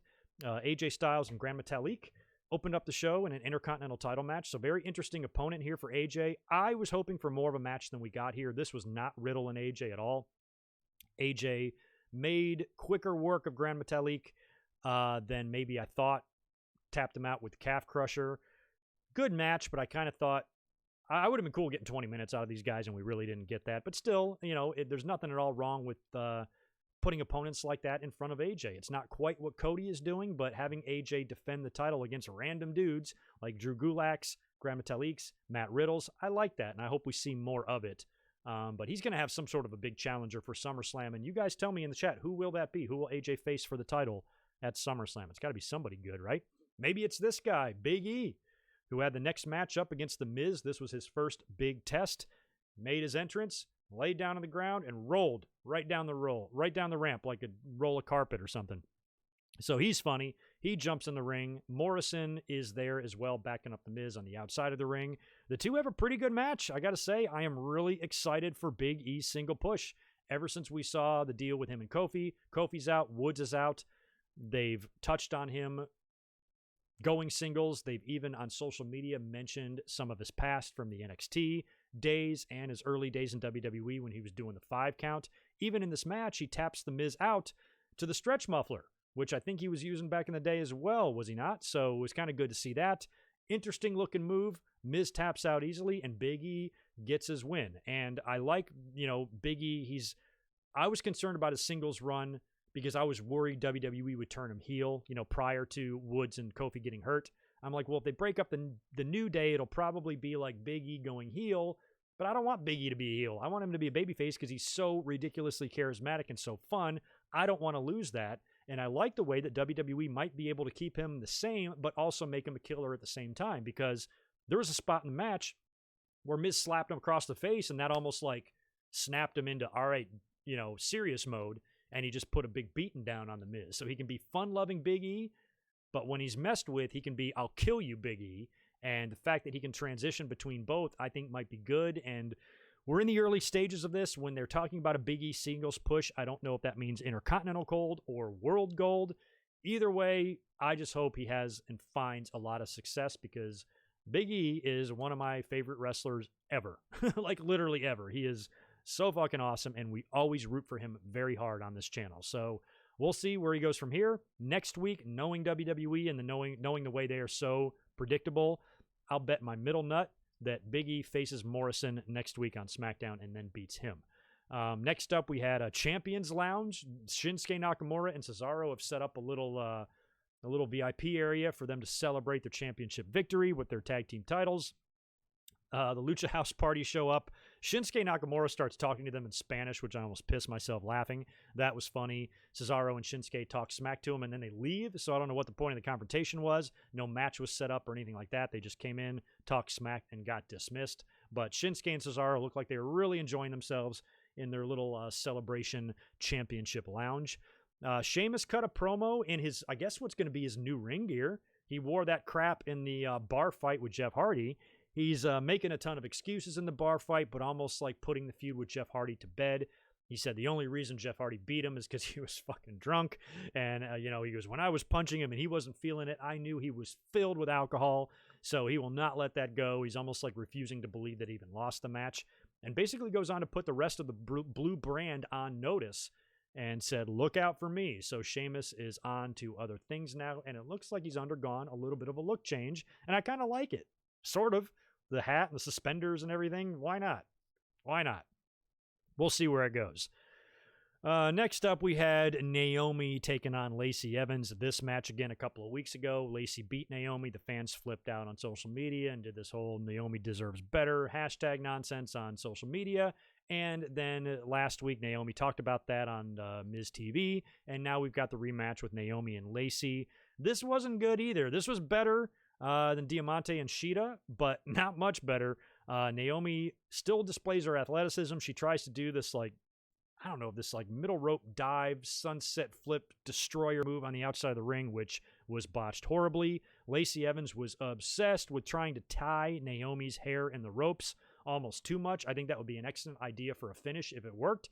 Tie her hair up in the ropes and then hit her with a women's right or something. But the fact that she was so focused on doing that and not wrestling the actual match, I think took away from the match. In the end, Naomi beat her with a backslide. Pinned her 1-2-3, got the victory there. Not great. A lot of people have been highly critical of Lacey Evans lately. I've always liked Lacey. I didn't really like her as a babyface, and I don't even know when she went back to being a heel. They just decided she was a heel again. At one point, it looked like they were going to capitalize on her, service in the armed forces and all of that, and make her like an American hero, babyface type of thing. And now she's back to being who she was when she first got there, and she was getting title shots that the fans felt she didn't deserve. So everybody's up the ass of Lacey Evans right now.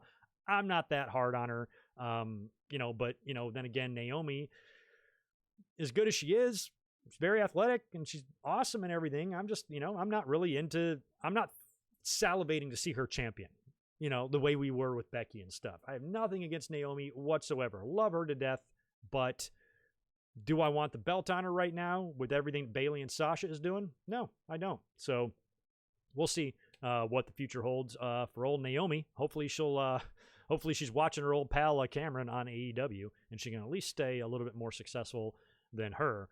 Oh, this next segment was good. My God, another really good bright spot of SmackDown. Otis and Mandy are talking. They're backstage talking about their dinner date and kind of insinuating that there's going to be some nakedness and maybe some penetration going on later on, which was just enough for me to lose my lunch.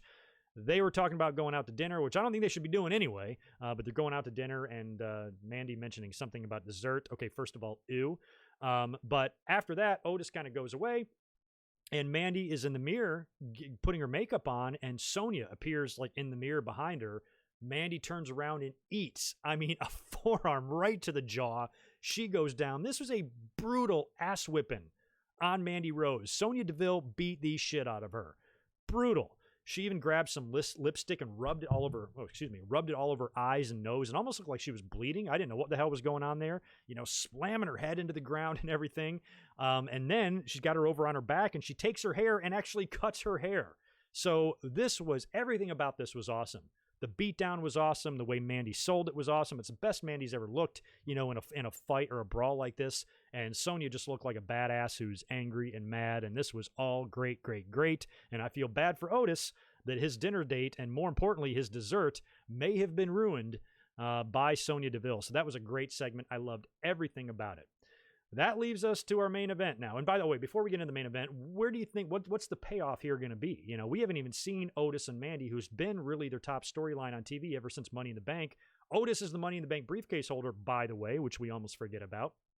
What SummerSlam match do we get? Mandy and Sonya, right? It's got to be them. I don't know if they're going to do another mixed tag or something. You think the payoff here has got to be Mandy versus Sonya at SummerSlam in something that's more than just a straight up match in the ring kind of thing. You got to have some sort of a gimmick deal, I think, to blow this whole deal off. So if you're going to do some sort of, it depends on where SummerSlam is, if it's on a boat or wherever, and it might be 2 locations. Another thing we didn't talk about earlier on, some of it might be at the PC, some of it might be on a boat, some of it might be on the beach. I think Mandy and Sonya, based on everything we've seen with them, is a good match to put some sort of special stip on. Cinematic, edited, off-site, eye for an eye, boneyard swamp thing. Do something like that with these 2 ladies, especially with them fighting in the makeup area like that. Maybe do a beauty parlor match. I remember the Harley Race and Jim Duggan brawl from the Slammy Awards. I remember they were like in the makeup room and there was women in bras running away and shit. It was hilarious. If you've never seen that brawl between those two back in 1987, go check it out. I could watch that over and over. Do something like that where they just brawl somewhere. I don't know. I think that's what they should do, at least for SummerSlam, unless they do it earlier and just knock it all out on SmackDown. That's possible. That leaves us with the main event, Bayley defending the SmackDown Women's title against Nikki Cross. This was set up last week. Nikki Cross defeated Alexa Bliss in a number one contenders match to earn this opportunity, so the friends had to fight. A little bit of tension there. Feels like Alexa Bliss is on the outside of the ring watching this match. Good match between the two. But in the end, Nikki goes down. Bayley hits her with, it's like a Famouser-esque type of face plant into the mat there and pins Nikki Cross. And this was great because I was at work last night. I wasn't able to watch this live, but if I would have watched it live, I would have thought for sure we're doing a heel turn, because when the match is over and it's the main event and they're not like, and they're not going off the air with Bayley celebrating and they're focusing on Nikki and Alexa and Bayley's music shuts off and it's all quiet in there, you're like, which one of them is going to turn? I'm almost thinking like Alexa's going to attack Nikki and go heel because she lost to her last week. But instead, Nikki pushes Alexa down and then walks away. So then you think that's it. Oh, okay, the show's going to end with some tension between Nikki and Alexa, and we'll finish that off next week. Leaving Alexa sitting on her ass in the middle of the ring, and then you start hearing those lights go off, like Fiend style. They start slowly shutting off. And Alexa, a lot of people, and myself included, praised Alexa Bliss's reaction facially to the Fiend when he appeared. The only nitpick I have here is I almost wish Alexa flipped out a little bit more during the slow shutting off of the lights, because when that starts happening, it's the Fiend. You shouldn't sit there being like, oh, I wonder what's happening. She wasn't doing a whole lot. She had like one look on her face. Like if I was her, I'd be like, holy shit, holy fuck. I'd be going like that, but instead she just kind of sat there and didn't do anything. Then the lights went out. They come up and they're red, and right behind her, she had the Fiend is standing there. Now, all that was good. The way she was kind of like, oh, shit. You could tell, she was pissing her pants, and that all was great. I just think initially when it was all happening, she should have looked a little scarier, or looked a little more scared than she was, especially at first. But the way he was standing behind her and he kind of walked around her and she's just freaking out, and he kneels down in front of her, and then he puts the claw on her. So it's like, 1, 2, 3, like 4 little tiny swerves in a row, that they were doing. I thought it was going to be a heel turn, and then they swerved me with Nikki, and then they swerved me with the Fiend coming out, and then they swerved me with the claw. So that was all good stuff, because we know about the history between Braun Strowman and Alexa Bliss. They've interacted on TV before. They were partners in the Mixed Match Challenge a couple of times, a couple years ago, and they've done some segments on TV together, and they've always teased this relationship between the two, and that they're friends. It's a platonic deal between the two. I don't think they've ever insinuated anything romantic, except for that one time where Alexa kind of like fell on him. I think they would make a funny on-screen couple. But we already have one of those. You can't have Alexa and Strowman as a couple when you've got Otis and Mandy, in my opinion. I think it's got to be one at a time there. So the fact that WWE is actually acknowledging storylines of the past is like pretty surprising, because they never fucking do that. And that was great, him targeting Alexa to really get to Strowman. I loved it. He puts the claw on her, and she goes down, and show goes off the air. Now, that got a lot of people speculating on what the future will be for Alexa Bliss. Will this be, will she go to the dark side? I really hope she does. I hope she becomes Sister Abigail. We saw her, she did the thing already with Bray, where she was like in the veil. Was that the Funhouse match or something, where she's kind of done that? Had that like darker side to her. So if she has now been possessed or poisoned by the claw of the Fiend, and she kind of takes on like a Sister Abigail role, or maybe they can put some like red contacts in her eyes and she can just be different. Maybe she'll try to be normal next week with Nikki, but Nikki can tell something's off and something's wrong with Alexa or whatever. I don't know if Alexa's really strong enough to actually cost Strowman the match or something and do a heel turn like that. But maybe, Strowman's very mad that he had gotten to Alexa now, and so he tries to console Alexa, but he can tell that she's been... What's that movie with Will Smith where he's the last person on Earth and those zombies bite you and then you turn into a crazy person or something? He has to kill his dog and everything's real sad. Something like that, where the claw does something to Alexa where it just changes her and she kind of like goes to the dark side, becomes possessed, becomes dark, and has some sort of like gothic character associated with the Fiend. And the cool thing about this is that you can come back from it, because you can just play it off as if she's been, manipulated, possessed, or, she's joined this funhouse cult somehow, and it's going to take somebody like a Strowman or a Nikki to bring her back from that. So she can always go back to being regular Alexa.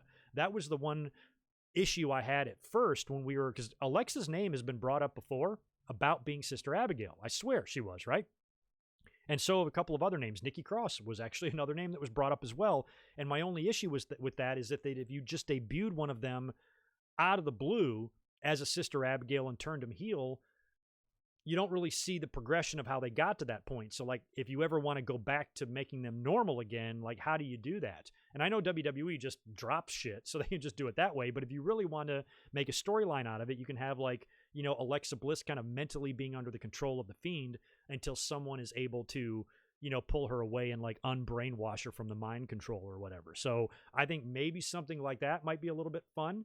And I definitely want to see Alexa Bliss, this be something interesting for Alexa Bliss. I like her okay as a babyface and everything, but, taking her in this direction, and turning this girl that, WWE is always treated mostly one way. She's the very beautiful Alexa Bliss, all sparkly in her ways and all of that. Even when she's babyface and heel, she's essentially the same type of character. So this is a vast difference. I mean, they've taken a hard right turn here with her, and if this continues and it's just not a one-time deal where Fiend uses her to get to Strowman, and something is now wrong with her, and she's like mentally short-circuited, I like that idea, and I really hope they do that. I see great possibilities here for what they did with Alexa last night, but I also see great potential for WWE effing it up. So we will see. Thank you. I Am Legend. Thank you for that, guys.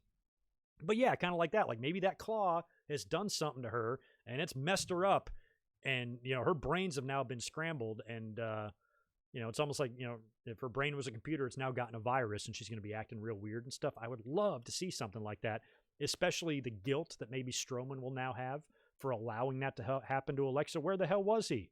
Was he driving his Kia somewhere around and making fun of people who got laid off after COVID? I don't know. But he wasn't on SmackDown, so maybe now he's going to have this tremendous guilt. And even if he tries to talk to Alexa and she says she's okay, he's going to know that she's not. He's going to sense something. She's just putting on a brave face. This has really mentally affected her. And it was traumatic for her, and it might change who she is as a person type of thing. I think the more of that they do, the more interesting it could be. So that's what I'm looking forward to with Alexa Bliss. I hope that they actually take this further than what they did last night. So that was pretty good. I wouldn't have expected that. That's something that maybe as fans we could have discussed and speculated that could potentially happen with the two of them. Oh, the Fiend should go after Alexa Bliss. Somebody maybe even had that idea, but the fact that they actually did it surprised me, and I did not see it coming, and at least that's a positive coming out of last night's SmackDown. So with Big E's singles push underway, relatively solid title match, although shorter than I would have liked with AJ and Grand Metalik. A marvelous beatdown of Mandy Rose at the hands of Sonya Deville, and a really good main event and cliffhanger with Bayley, Nikki, Alexa, and The Fiend. Was SmackDown good? Can I actually say SmackDown was a good show last night? Can I say it was mediocre? Definitely wasn't bad. So for the first time in a while, I am not taking a dump on top of SmackDown. How cool is that? Of all the shows this week, to surprise me, I did not think SmackDown would be the one to do it. Raw kind of was too, because we have a brand new Raw Women's Champion in Alexa Bliss who beat Asuka. So yeah, not a horrible week. Not a horrible week. But anyway, that is it for my notes. Why don't we hang out? I got a few minutes here. We'll answer some questions in the chat and see what else you guys have to say. A little disappointed with the audience today, but that's YouTube for you. Smash that thumbs up for me if you don't mind. I'd really appreciate that. Yeah, Neil, we mentioned that earlier on about SummerSlam, too. If, they could possibly do a WrestleMania 2 type of deal where they do it from multiple locations, which they have still yet to really do since WrestleMania 2. Wait, no, they did it once. Money in the Bank, and there was something else, right? Yeah, I guess in WrestleMania. Well, some of the stuff since COVID, but prior to that, I don't think they've done the 2 locations thing at all. Let me try to read this, bro show not. What are you saying? Matt Riddle teams up with Jeff Hardy, form the Hardy Boys. Matt Riddle be Jeff Hardy's Matt Hardy. Oh, okay. I don't know. Don't you want more for Riddle than that? I would want more for Riddle and Hardy than that. If there's one thing I do not care about at all, it's who holds the tag team titles. As much as I love the New Day, even when they hold the tag team titles, it's like, So, I don't know. I want more for Riddle. I want singles gold on Riddle, and I'd like to see Jeff Hardy get one more little spot at the top before he hangs him up. You know what I mean? She got Fiend 19. Yeah, there you go. I don't know. No, she could be a damsel in distress. Well, yeah, but at the same time, they could take it further than just that. If they were willing to put the claw on her, I think they'd be willing to go further. But I see what you mean there. It's generally how WWE does things, but they don't usually do what they did here. So not since like Undertaker kidnapping Stephanie and shit did we see them go in this direction. And now, he's actually putting his hands on her. I mean, this qualifies as assault on a woman on Fox last night. So I liked it, man. I was all good with it. Oh, yeah. Did I say Alexa? Sorry. I meant Sasha. I probably said Alexa by accident when I was talking about Monday Night Raw. Yeah, but Sasha beating Asuka, to me, was a surprise because I just didn't think they'd put all the belts on them. But I think something's going to happen this week, though, Monday, because I think Asuka is furious. And plus, when you tie in the fact that Kairi Sane had her career ended by Bayley, Asuka wants to kill someone, and I would like that someone to be Bayley or Sasha. So they might make the SummerSlam match, or they might do it quicker than that. I don't know what Bayley and Sasha are going to do. I have always thought all year that they were going to face each other. That could still happen, but I don't think the Asuka story is over. You don't just do that. You don't fuck her out of the title and then forget about it. You got to have a rematch coming there or something. So that could be SummerSlam. We could get Sasha and Asuka again, but you also got to factor in Nia Jax. You got to factor in Shayna Baszler. And we talked about this past Monday that I can see, since Sasha's already come out on TV and needled and insulted Stephanie McMahon a couple of times, I can see Stephanie coming on the screen just like she did a couple weeks ago and saying, hey, Sasha, since you're so proud of yourself and we have a lot of contenders on Raw right now, Shayna, Nia, and Asuka all have claims for the belt, you're just going to take on all three of them.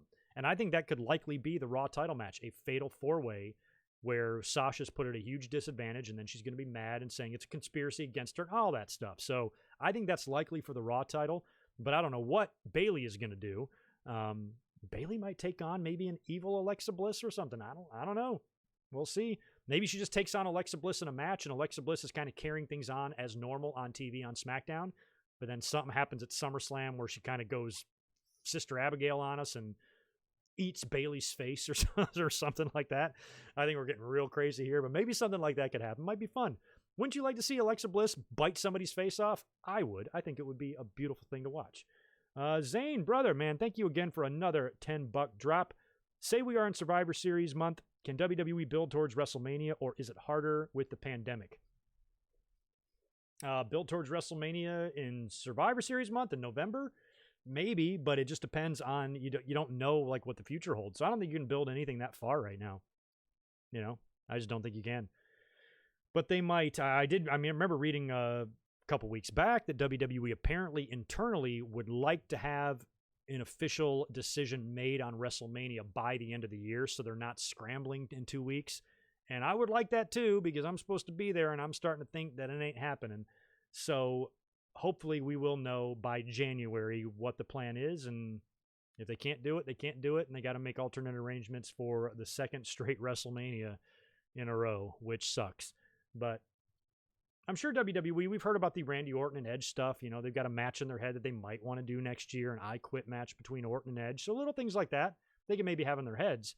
But any concrete plans, there's just no way to plan that far ahead because you don't know what the future is going to hold, and you don't know what wrestlers are going to be with you or have COVID or what their situations are going to be. And even with sports starting back up, baseball just started, and it's already a mess. The Marlins and the Cardinals, and there's a whole bunch of players testing positive. And so it's going to probably ruin everything. Basketball and hockey are also back. What happens if you get to the finals of the Stanley Cup or the NBA finals and it goes to 7 games, and right before the 7th game between the Lakers and the Bucks, I suppose, that's probably who it's going to be, LeBron James gets COVID. And then you have the game, the Bucks win, and they win the championship, but did they really? You know? I mean, I just feel like 2020 has already been such a shithead. What's going to stop it from completely screwing up the sports? I almost feel like sports are just setting themselves up for disappointment. Even though basketball is going to try to wrap it up as quick as possible here, you know, their season is also supposed to start in October. So, you know, everything is just a mess, man. Man, oh man, what a mess. Thank you, Stone Cold, for the $2. Fiend did a slow-mo claw, moved inch by inch. Great. Oh, yeah. I like that too, you know, because he kind of had the fingers out, and she's just standing there like, please don't put those in my mouth. And he did. Poor Alexa. She got it, man. She got it good. Hopefully she's all right. Ryan wrote a good one. Oh, I missed that. Shit. I did not have that in my notes. Chad Gable turned heel last night. What did he do? Was it a promo or a match? I totally missed it. Crap. That's my fault. That's my bad on that. Thank you for reminding me on that. Somebody put in the comments to me how he did that. I think it was a promo, and he's just kind of a heel now, but he's still Shorty Gable or Shorty G. It's probably not going to mean anything at the end of the day, but that also happened, and I forgot to mention it. But Ryan, I like the hair versus hair match. That's probably what they set that up for. Maybe Sonya's going for a new look, because they're not going to shave Mandy's head, I don't think. But Sonya, I could see. You know, Sonya's kind of a badass fighter. What does she care about hair? You know, she doesn't care about hair. God, we could see that. She'd almost look like she looked like Serena. Remember? They kind of looked alike anyway. So I could see that. I actually would be totally fine with that. And then she kind of come out with like the MMA hood, you know, or something to her matches and be like a little bit more serious after she loses to Mandy. And yeah, hair match. I like it. Yeah, I'm totally into that. Good idea. Deshaun, thank you for the $2 as well. Rumor is WWE still wants fans for SummerSlam. Yeah, they do. That's why I think going outdoors or going on a ship or something like that could allow them the opportunity to potentially put some people there. Maybe not a lot, but some. But again, we're talking 3 weeks, and there's not going to be any brand new restrictions lifted in the next 3 weeks. Everything is still a mess. There's no end in sight. There's no light at the end of the tunnel. So anything that they can't do now, they're probably not going to be able to do in 3 weeks. I don't think anything's going to change there in terms of restrictions and stuff. So we'll see. I hope so, though. Oh, Gable joining Corbin. Oh, shit, I missed that match, too. That match I actually did write down. Baron Corbin defeated Drew Gulak last night as well. I didn't even mention that. That was the second match of the night. Not Biggie and Miz. Yeah, so I completely missed that. So it must have been after that Shorty G turned heel or something and joined Baron Corbin. They might be a fun little duo. Why not? Okay, I'm all for that. I'll go ahead and take a look at that clip after I sign off here because I completely forgot to talk about it. But thanks, guys. He's going to be Court Jester Chad. All right. Does that really make him a heel, though, or does that just make him Corbin's lackey who we're all going to have sympathy for and he'll wind up turning babyface anyway? I don't know. Empress Gable, Queen Gable. I don't know why they want to go that far. Maybe they will. Yeah, Trey, I'm with you, man. I mean, if you have how many games are they even doing here in the NBA before they hit the playoffs? I don't even know how it's all working, but you got to assume that's going to take at least a month to finish up. And then you got a month off, and then it's October, and you're supposed to start your season again. I just think you should cancel the whole year, too, but they're not going to do that unless they absolutely have to. Or maybe just at least postpone, maybe do, because a couple years ago, or about 10 years ago now, during the strike, they started Christmas Day. And I remember Steve Kerr was, he used to come into my restaurant all the time, and he was a guest bartender at my restaurant one night. We also hosted the entire Golden State Warriors team dinner the year after they won the title. And prior to him getting the job there, he was living right down the road from where I worked, and he'd be in all the time, and his son's Little League team was doing a fundraiser, so he went behind the bar and was like pouring drinks and stuff for us one night. And when he was done, he was sitting down, and I was talking to him, and it was during the strike. This was in like early November or something like that. And the game, you know, the season was supposed to be underway, and it hadn't started yet. And so I'm asking him, I'm like, so are we going to get a season? And he looks at me right in the eye, and he goes, Christmas Day. He just knew it. Like, he knew Christmas Day was going to be the day. That was going to be the cutoff to where the owners and the players would cave. But until then, they were going to drag it till the 11th hour, and he just said Christmas Day. And sure enough, like on the 23rd of December, it was announced that a deal had been done, collective bargaining has been extended, and everything is happy. And the first game of the year will be Christmas Day, and he was dead on. So if they, wrap up the season here, we actually are able to crown a champion, I think you should do that again. Postpone it till maybe not Christmas Day. Maybe Christmas Day would be a good day to start because that's a big day for basketball. But give it 2 months, to let everybody kind of, they've already had a lot of time off, but give 2 months just to see where we're at COVID-wise. Maybe we can get a little safer by the end of the year than where we are right now. We'll see. I wouldn't want to be in charge of anything in terms of WWE making decisions or sports or anything like that. Yeah, that's got to be a mess. So anyway, I have got to get out of here now. I thank you guys very much for hanging out today. Let me nail one more super chat from Zane. Dude, appreciate it. You've been very generous today. I appreciate you a lot, man. WWE draft postponed back and forth. Would you care to comment? I saw that, but I never really was aware of draft plans anyway. I know draft plans have been changing, but right now I don't have any interest in a draft. I don't think it's necessary. There is no brand split. It's just dumb. They just don't even really follow it. I mean, they sort of do, but not really. And what happened to that? What happened to the thing? The inter-brand invitation or whatever the hell that was? Another way to explain away while they're just shuffling talent around. Every wrestler on all three brands are all in the same building. So doing a draft now is dumb, right? What about MJF promo? I already talked about that, Juan Carlos. So just chill. You don't have to write that 3 times. Yeah, I don't care about the draft. I think it'd be silly to do one anyway. And if they did do one, I wouldn't be interested in it because it doesn't matter. You can move whoever you want to Raw or SmackDown. You can just undo it whenever you want. It means nothing. I've completely lost faith in the draft and the brand split. They will never get it right, and they will never do it right. And their draft can kiss my butt. So anyway, you guys have a great rest of your night. Have a great weekend. Join me Monday night immediately following Monday Night Raw. We'll be up here doing a live review. And I will catch you then. Be cool, y'all. Peace.